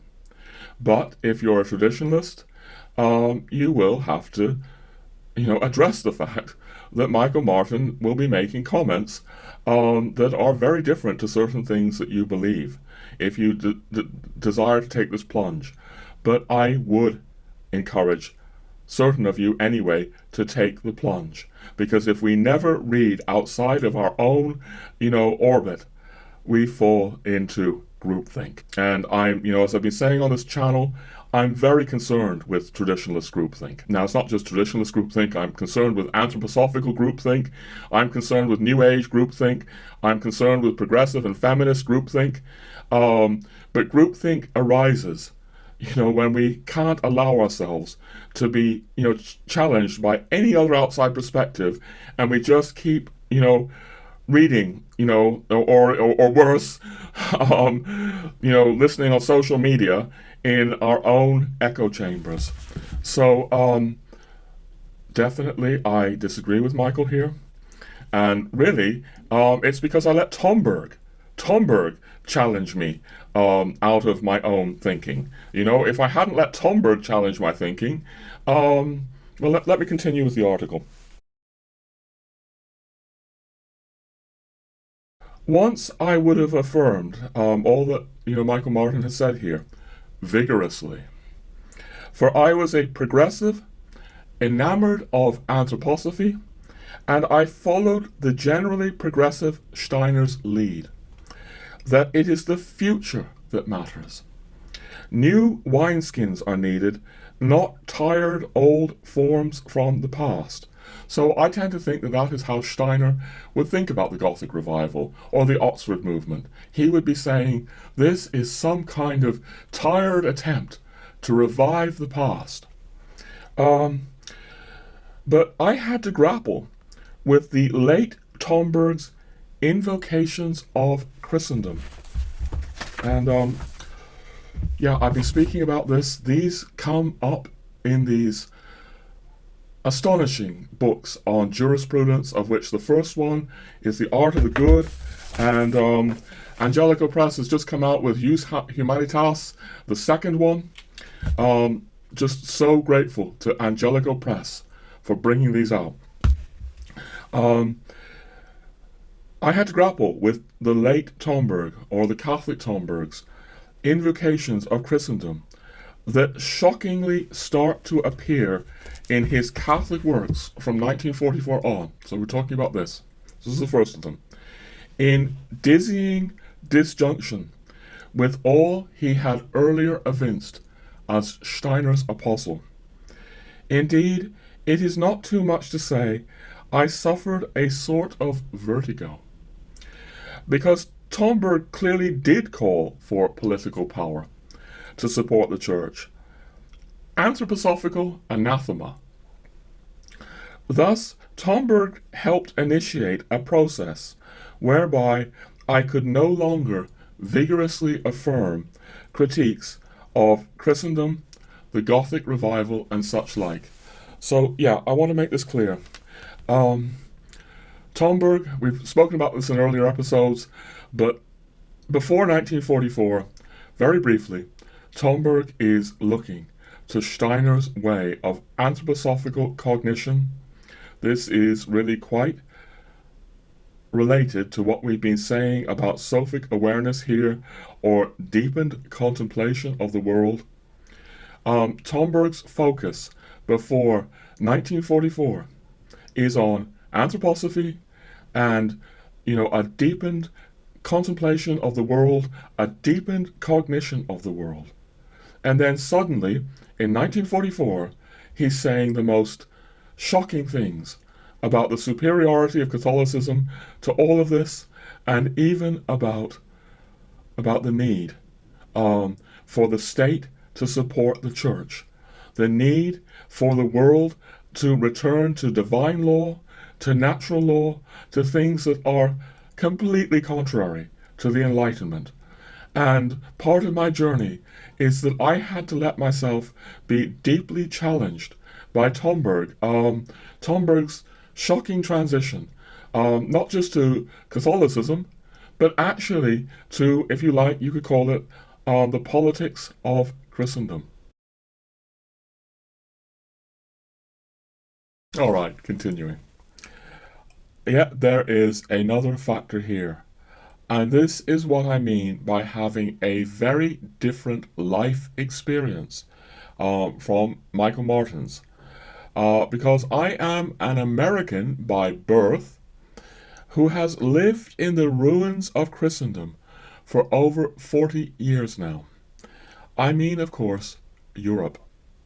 And maybe above all, Ireland, where the embers of Christendom can still be felt, maybe like nowhere else I know in Europe. This is my life experience, providentially granted to me by God for a reason. Thus, it is necessarily to dwell on this experience contemplatively. Dwelling contemplatively. This, too, forms part of Martin's Sophiological message, dwelling contemplatively. Movingly, Martin writes about dwelling with experience, nature, phenomena, as well as people, including certain poets, philosophers, and authors he loves, attending closely to the intimate beating of their hearts. This too, for Martin, is Sophiology, not a critical, reductive scrutiny of events or literature. There's a difference when we're scrutinizing something, maybe with skepticism and prejudice, to when we're listening with our hearts open. Not a critical, reductive scrutiny of events or literature according to prevailing postmodern norms, but listening with ears of love. In the process, Martin listens not only to their words, but their souls, their biographies, and the cultures they were embedded in. This makes for rich engagement indeed. And for my part, I aspire, at least, to do the same. I dwell with Belloc. I dwell with Chesterton, with Pugin, with Evelyn Waugh, with Valentin Tomberg, Charles de Gaulle, and I dwell with Martin's books. Here I cannot help but ponder Martin's biography, so different to my own. One that encompasses being a biodynamic farmer, deeply rooted in Michigan, a professor of English, a father of 9 children, a performing musician, a poet. His quest following the star leads naturally to very different gifts to my own. But my own star led from America to living in 8 different European countries. In particular, I know England. Not only have I stomped through that land for nearly 2 decades of my life, breathing in her culture and history, but my blood is English, save for that of a great-grandparent from Galway. So yeah, I was born in Los Angeles, ladies and gentlemen, but my parents came from England. I have reveled in glorious Gothic revival architecture pioneered by Pugin in England and Ireland. I have studied the effects of the Oxford movement, which led to the English Catholic revival. English Catholic revival, late 19th century, early 20th century. Figures like, obviously, Belloc and Chesterton are outstanding here, but Belloc went to Cardinal Newman's school, and he's part of that. Without the Oxford movement, well, at very least, who can say what would have happened? But Belloc and Chesterton, owe so much to that Oxford movement. It may not have restored Christ the King in England's, green and pleasant lands, but it did so much. That's my point. And I have seen, so I'm again, coming back to, I suppose Michael Martin, at least apparently despairing of these things, the Gothic revival, the Oxford movement, traditionalism. And I now write, I have seen the work Joseph Shaw's traditionalism achieves in England, bringing beauty, not to mention sanity. And if you would look at the website article, you would see I have a link there to Joseph Shaw's work. I can't put a link here, but I will just say that what I link to, and shout out for this book as well, this is a recent book by Joseph Shaw, really about similar themes to Michael Martin, about the crisis of modernity and the family. And this book, too, took my breath away, ladies and gentlemen. I've read this book twice now, just came out this last year. Joseph Shaw, as a writer, moves me deeply, but also the work he's doing in England to restore the Latin Mass in England. I can't say how moved I am by it, and I'm honored that we actually have Joseph Shaw in a couple of episodes on this channel if you're interested.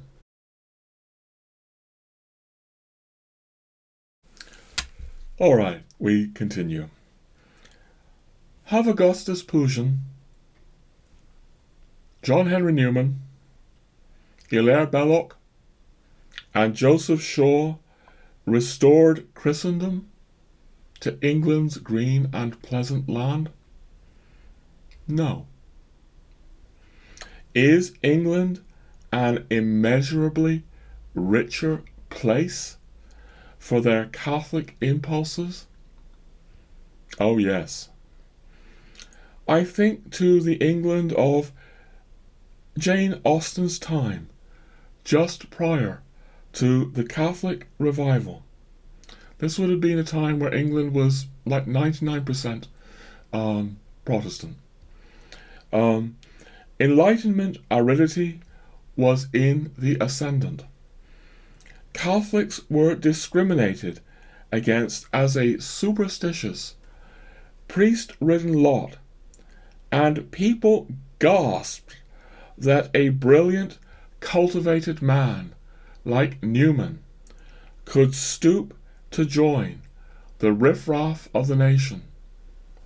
Knowing England gives me a very different perspective to many North Americans, including Martin. I shudder a little thinking of Jane Austen's England, extended through time, without these 19th century glories. But for this, I think one has to know England. Americans lacking this first-hand knowledge might pick up a little from history, or indeed Jane Austen, or even a Jane Austen film adaptation, but I doubt they could ever feel what I feel, whether shuddering or not. So yeah, the experience of living close to 20 years of my life in England gives me this feeling. There's another point I will jump in and make here as well. England is no longer, 99% Protestant. There are Catholic churches up and down the country, and those Catholic churches have the Blessed Sacrament in them. They are places where the Eucharist, the sacraments, are celebrated. And all of that may not have restored, Christendom to England, Catholic Christendom, but it has transformed England in a way that I can feel, in my bones, because my parents are English, but also in my lived experience of England. At any rate, Rudolf Steiner knew England, and it's true, he travelled to England many, many times, and he did not feel as I do. I imagine Steiner might well see that gorgeous Pugin architecture as an atavistic throwback to medieval times. Instead, he would point to the need for his own organic architecture, like the Goetheanum that I visited many times as well in Switzerland. We brought it up on this channel before, speaking of Steiner and Steiner's organic architecture. But continuing, like Martin, Steiner calls to the future, and Steiner would not celebrate the Catholic Ireland I celebrate, transformed arguably even more than England by the Gothic revival. All over Ireland I have partaken of his body and his blood in these neo-Gothic churches strewn across this even greener island.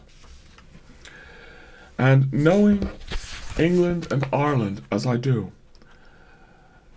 following the star hurts and haunts me in ways that I imagine many Americans are neither hurt nor haunted, because they can't be. They haven't had this experience of England and Ireland. Alright, I might just add, of course, that It's not just Britain and Ireland that are in the mix here. As I've been saying in the videos on this channel, I have, my life in France, in Spain, in Germany, Switzerland, other places in Europe as well. And those are providential gifts given for a reason, that are different from other people's providential gifts. So, Michael Martin, farmer in Michigan, in the American education system, raising 9 children, all those experiences will give him gifts that I will never have, including a rootedness, or, it could be, Catholic mother homeschooling her children in, I don't know where, Arizona or something like that, will have gifts, that I don't have. You know, the Lord gives us these different life experiences for different purposes. All I'm trying to say here, and I'm going to continue with the article, is that I think this experience, particularly, much of it outside the Anglosphere, but also Britain and Ireland, but beyond America, has helped me to see certain things. Anyway, as I continue here, all this, I think, prepared the way for me to understand Tomberg's post-1944 invocation of Christendom, even a call to Christendom, for the call to some sort of Christendom renewed, with a world politically ordered to both divine and natural law, is what emerges from 1944 onwards in Tomberg's legal and political thinking. Yeah, we're talking about this again. First of the legal books, The Art of the Good.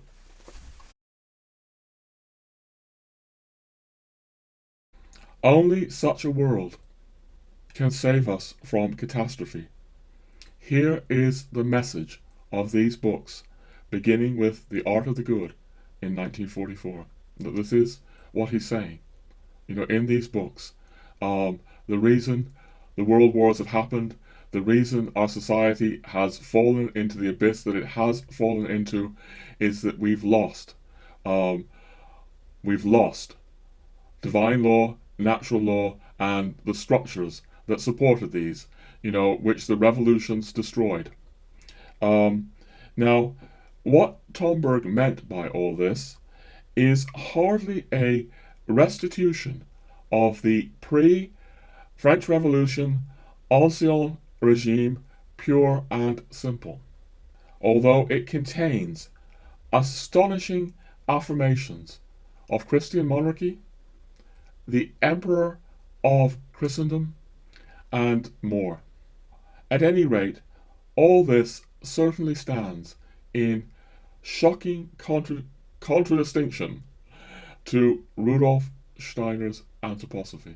If you know anthroposophy, you know that this is completely different from anthroposophy. Steiner, as we have noted here and elsewhere, generally supported the secularizing revolutions against Christendom. But after 1944, Tomberg only spoke of these revolutions with profound regret. Indeed, he said we must expect utter disaster if we cannot reorganize society according to the higher forms of law destroyed by modern secularism.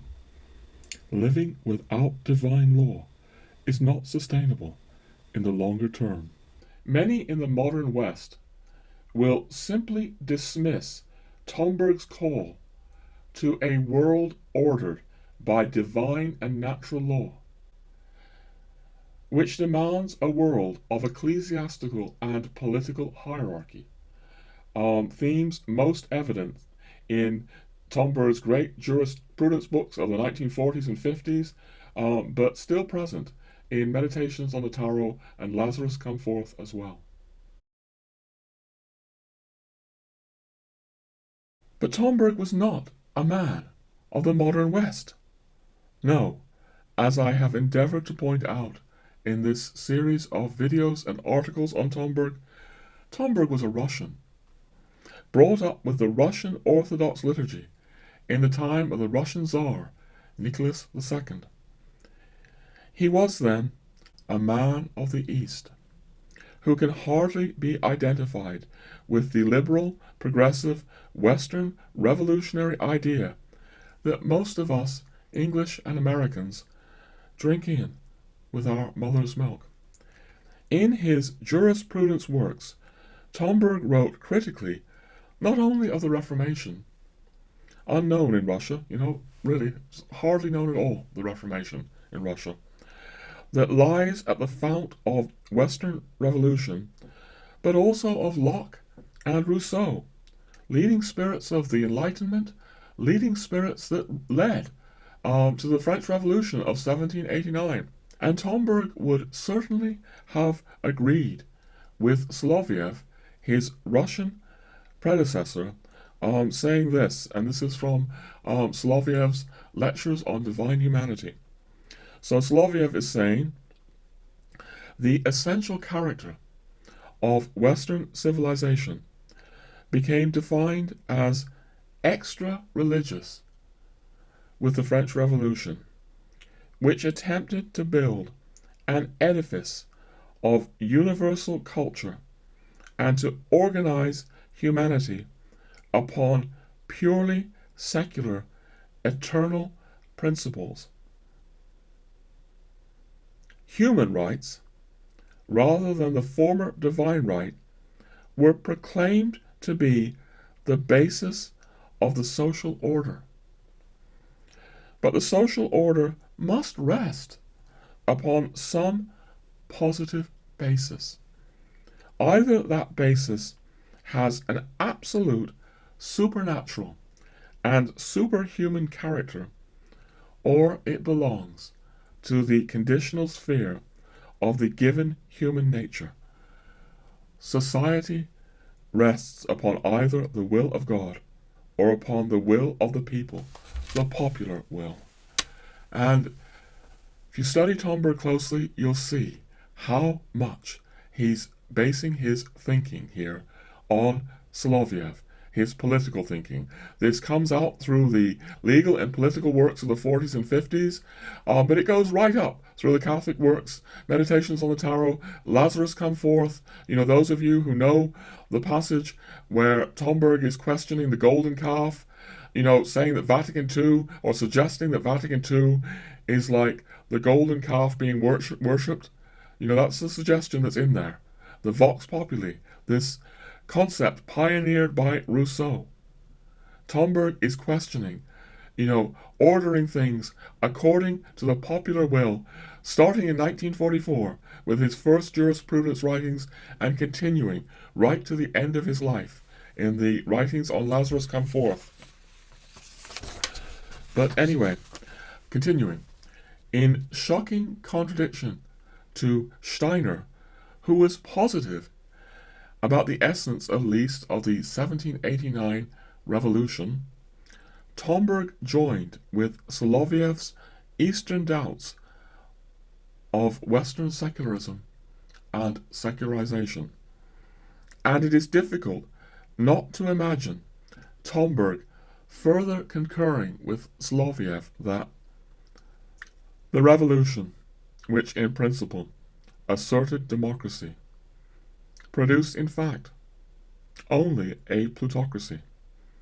The people are self-governed only de jure, while the supreme power is possessed de facto by a negligible faction, the wealthy bourgeoisie, the capitalists.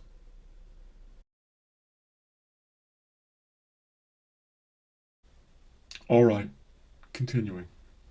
At any rate, Tomberg not only shared Solovyov's rejection of the revolution, he wrote a series of books of legal and political philosophy, which also drew on Solovyov's own political thought.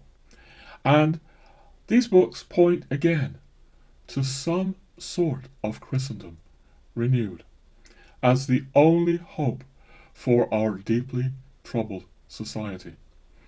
Moreover, such thoughts continue to echo.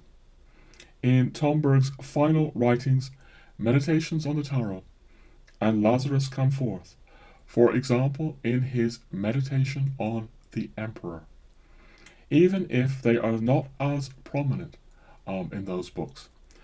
Saying this, I am certainly aware that Tomberg's meditation on the Emperor is all about authority rather than power as such. That's just a little aside in the text for people who know Tomberg's work well. His meditation on the Emperor. I'm just saying that I know this very well. I know the issues around power and authority there because I've been dwelling on that meditation now for 25 years. Anyway, continuing. Still, things like the rejection of the great secularizing revolutions, as well as the call for the state to support the church, and both ecclesiastical and political hierarchy, feature throughout Tomberg's Catholic works and thinking. You know, an aside here, the whole synodal process we have going on in the Catholic Church here, Tomberg back in the 60s was speaking about this loss of hierarchy, this turning to the people, the popular will being the way to death in the church. But that's just another aside. More Western readers, I think, would suffer the same vertigo I once suffered if they only paid attention to Tomberg's evocation of hierarchical Christendom that factors in everything he ever wrote after 1944. Now, a year ago, I released a nearly 5-hour video, yes I did, nearly 5 hours, concerning these things, concerning Christendom, as well as my own personal 25-year journey with Tomberg and his work. It came to me to do this video in deep, silent prayer on January 3rd, 2022. That is Christmastide, the holy days and nights of Christmas. I then took 6 months to make it. This video, called Through Christendom with Tomberg, is invoked for different reasons. First, it reveals my own journey following the star. Moreover, those seeing the entirety of the video, and I'm very grateful to those of you who I see are watching the entirety of the video. I can see this on the Google Analytics, or the YouTube Analytics rather. You know, I'm grateful to those of you really watching those 5 hours.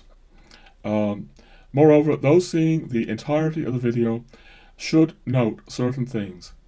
They will see my deep respect for Michael Martin's work and his dwelling with Tomberg over decades. And they may also see how Tomberg can lead each of us in very different directions. For in the course of that video, I point out that Meditations on the Tarot is like 100 books rolled into one, a kaleidoscope, dazzling yet profound, of theology, philosophy, psychology, the depth psychology of, Carl Jung, people like this, history, Christian mysticism, as well as the Christian Hermeticism of not only the French, but also the Germans. For again, when Tomberg invokes Hermeticism, he's often including figures like Jakob Böhme, Goethe, and Rudolf Steiner as well.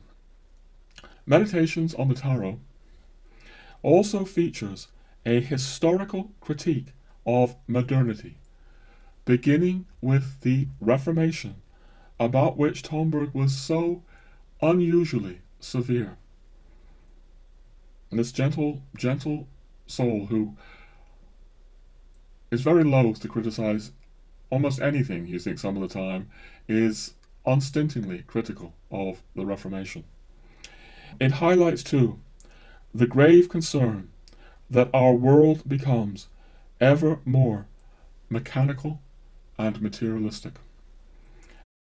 And it further entails the great Catholic saints Tomberg repeatedly evokes, including St. Francis of Assisi, St. Thomas Aquinas, St. Bernard of Clairvaux, St. John of the Cross, St. Therese of Avila, St. Ignatius of Loyola, and it entails, of course, the thinking of the Russian Sophiologists.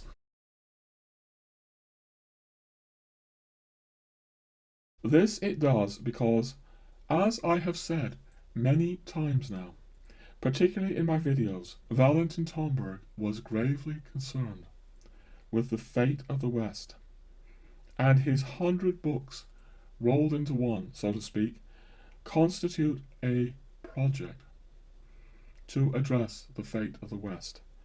A project that needs to be guarded, I believe. We need to guard this project. At least I do. At least I need to aspire to that. And neither conflated nor confused with the earlier anthroposophical project he regretted. I'll clarify that, at the risk of repetition. Rudolf Steiner's anthroposophical project was a project to try to rescue the West, to rescue the world from degeneration. We've gone into this in earlier videos. Tomberg rejects that anthroposophical project, but he substitutes something else. That something else does have continuities with Steiner's thought, but it adds so much more. But all of this is about addressing the same crisis of the West that Rudolf Steiner saw so deeply. And now we have Tomberg in Meditations on the Tarot, with both continuities with Steiner, also radical discontinuities with Steiner. And I've come to see this as his project to address the fate of the West like Steiner had a project. But if we end up confusing the two, or conflating the two, and forgetting the radical discontinuities that exist, that Tomberg is actually calling for things that not only did Rudolf Steiner never call for, but Rudolf Steiner actively opposed. If we end up conflating the early Tomberg with the late Tomberg, we really risk endangering what Tomberg left us in Meditations on the Tarot. All right.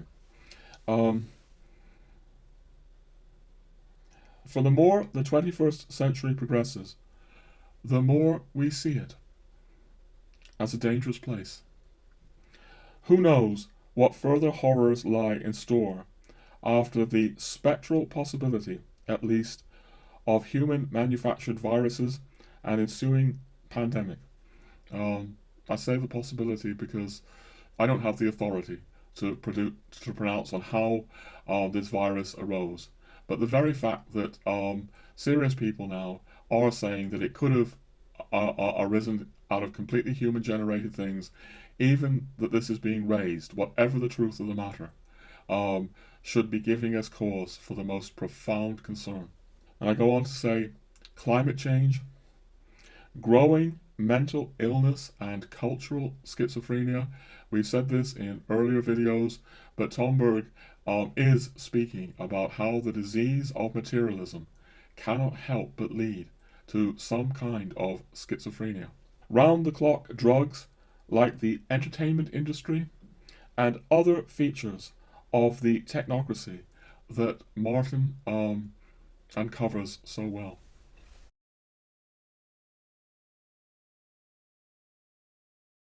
There is need that is great and terrible. The need calls out for the kind of Sophic quest for the star, original, old, refusing to kowtow to Herod and his people, that Michael Martin has carried out for decades now. And in my view, and yes, in Tomberg's view, it also calls for the Church, her sacraments, and continuity with Catholic tradition that is neither surgical nor revolutionary. Both and. All right, ladies and gentlemen, we're coming now to the final section of this long piece where I say a bit more that's personal about why I wrote it. But before we come to that, I just want to remind everyone that, of course, this long piece is up at the website. Very long piece because I've abridged it here, so there is more there. And I also want to say that there are something like 600 pages at that website that either my wife or myself have done over the past 14 years, and at least the ones I have done have a great deal to do with the themes we've been speaking about here. There are many articles on Tomberg, some of them very long indeed. Steiner, Christendom, these kinds of themes are all at the website.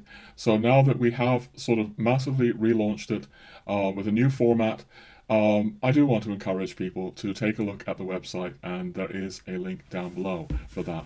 But as I say, let me come now to the final section here, where, yeah, I say a bit more, or at least hint a bit more at some personal things. So after saying both and, I write, and that, I suppose, is really what lies at the heart of this lengthy, complex, perhaps at times mysterious essay. It is a piece that started with a simple desire to review Martin's latest book, Sophia in Exile, while testifying to the power and beauty I found in his earlier books, most particularly Transfiguration. But events, interior and exterior, intervened, and this became something more. Partly it became a piece with traditionalists in mind, who may not always understand my advocacy of much that Martin is saying. Of course, not all that Martin is saying. Because I believe some are concerned by my advocacy for Martin's work, a work that increasingly seems to disparage what they, and I too, find most precious in all the world. Because they, like me, place their greatest hope in the miracle of the Catholic Church as it spreads out across the planet, celebrating the sacraments perhaps 200,000 or even 300,000 times a day. With them, I trust, there is no hope for the world, but that this church, along with the Eastern churches, the Orthodox churches of the East, are regenerated. And like them, and like Tomberg, I am confident in this regeneration. I'm going to throw in something here, ladies and gentlemen. In Lazarus Come Forth, and I think we maybe need to do a whole episode about this, Tomberg has a very moving section of several pages where he speaks about how the church regularly degenerates and regenerates. And yet we may have to do a whole episode about this. But Tomberg is pointing us to have confidence in the regeneration of the church. Okay. Yes, these things and more formed part of the mysterious processes mentioned from the outset that led to this perhaps enigmatic essay. If it is enigmatic, it is because it expresses something at the core of my life, my soul's thirst for answers to the crisis of the West, engulfed in materialism as never before. Also at this core is the fact that I am a former New Ager, later follower of Steiner, who once believed the way forward for the world lay in things like theosophy, and later anthroposophy and anthroposophical cognition. I found it unbelievably tough to become a Catholic. That is, a real Catholic. I managed it, though, via graces not everyone has.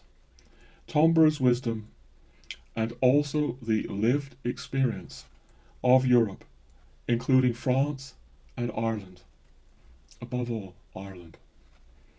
I managed it, though.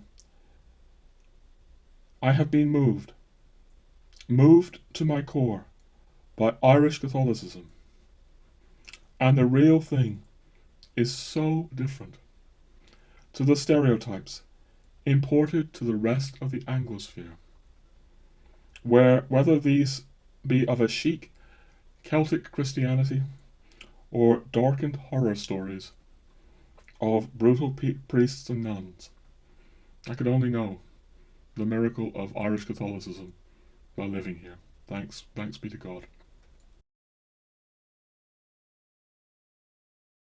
And so I walk a different road from Michael Martin, or Nicholas Berdyaev, or the anthroposophists. A road of Catholic tradition and faith and sacraments. But this does not mean I cannot honour Martin's pained, indignant heart. Outraged by McCarrick, Pope Francis, GMO foods, viruses, vaccines, and much other malign fruit of Enlightenment rationalism that church bureaucrats remain all too often numb to. Michael Martin is not numb. God bless him for this. Yes. God bless you, Michael Martin, for your real heart.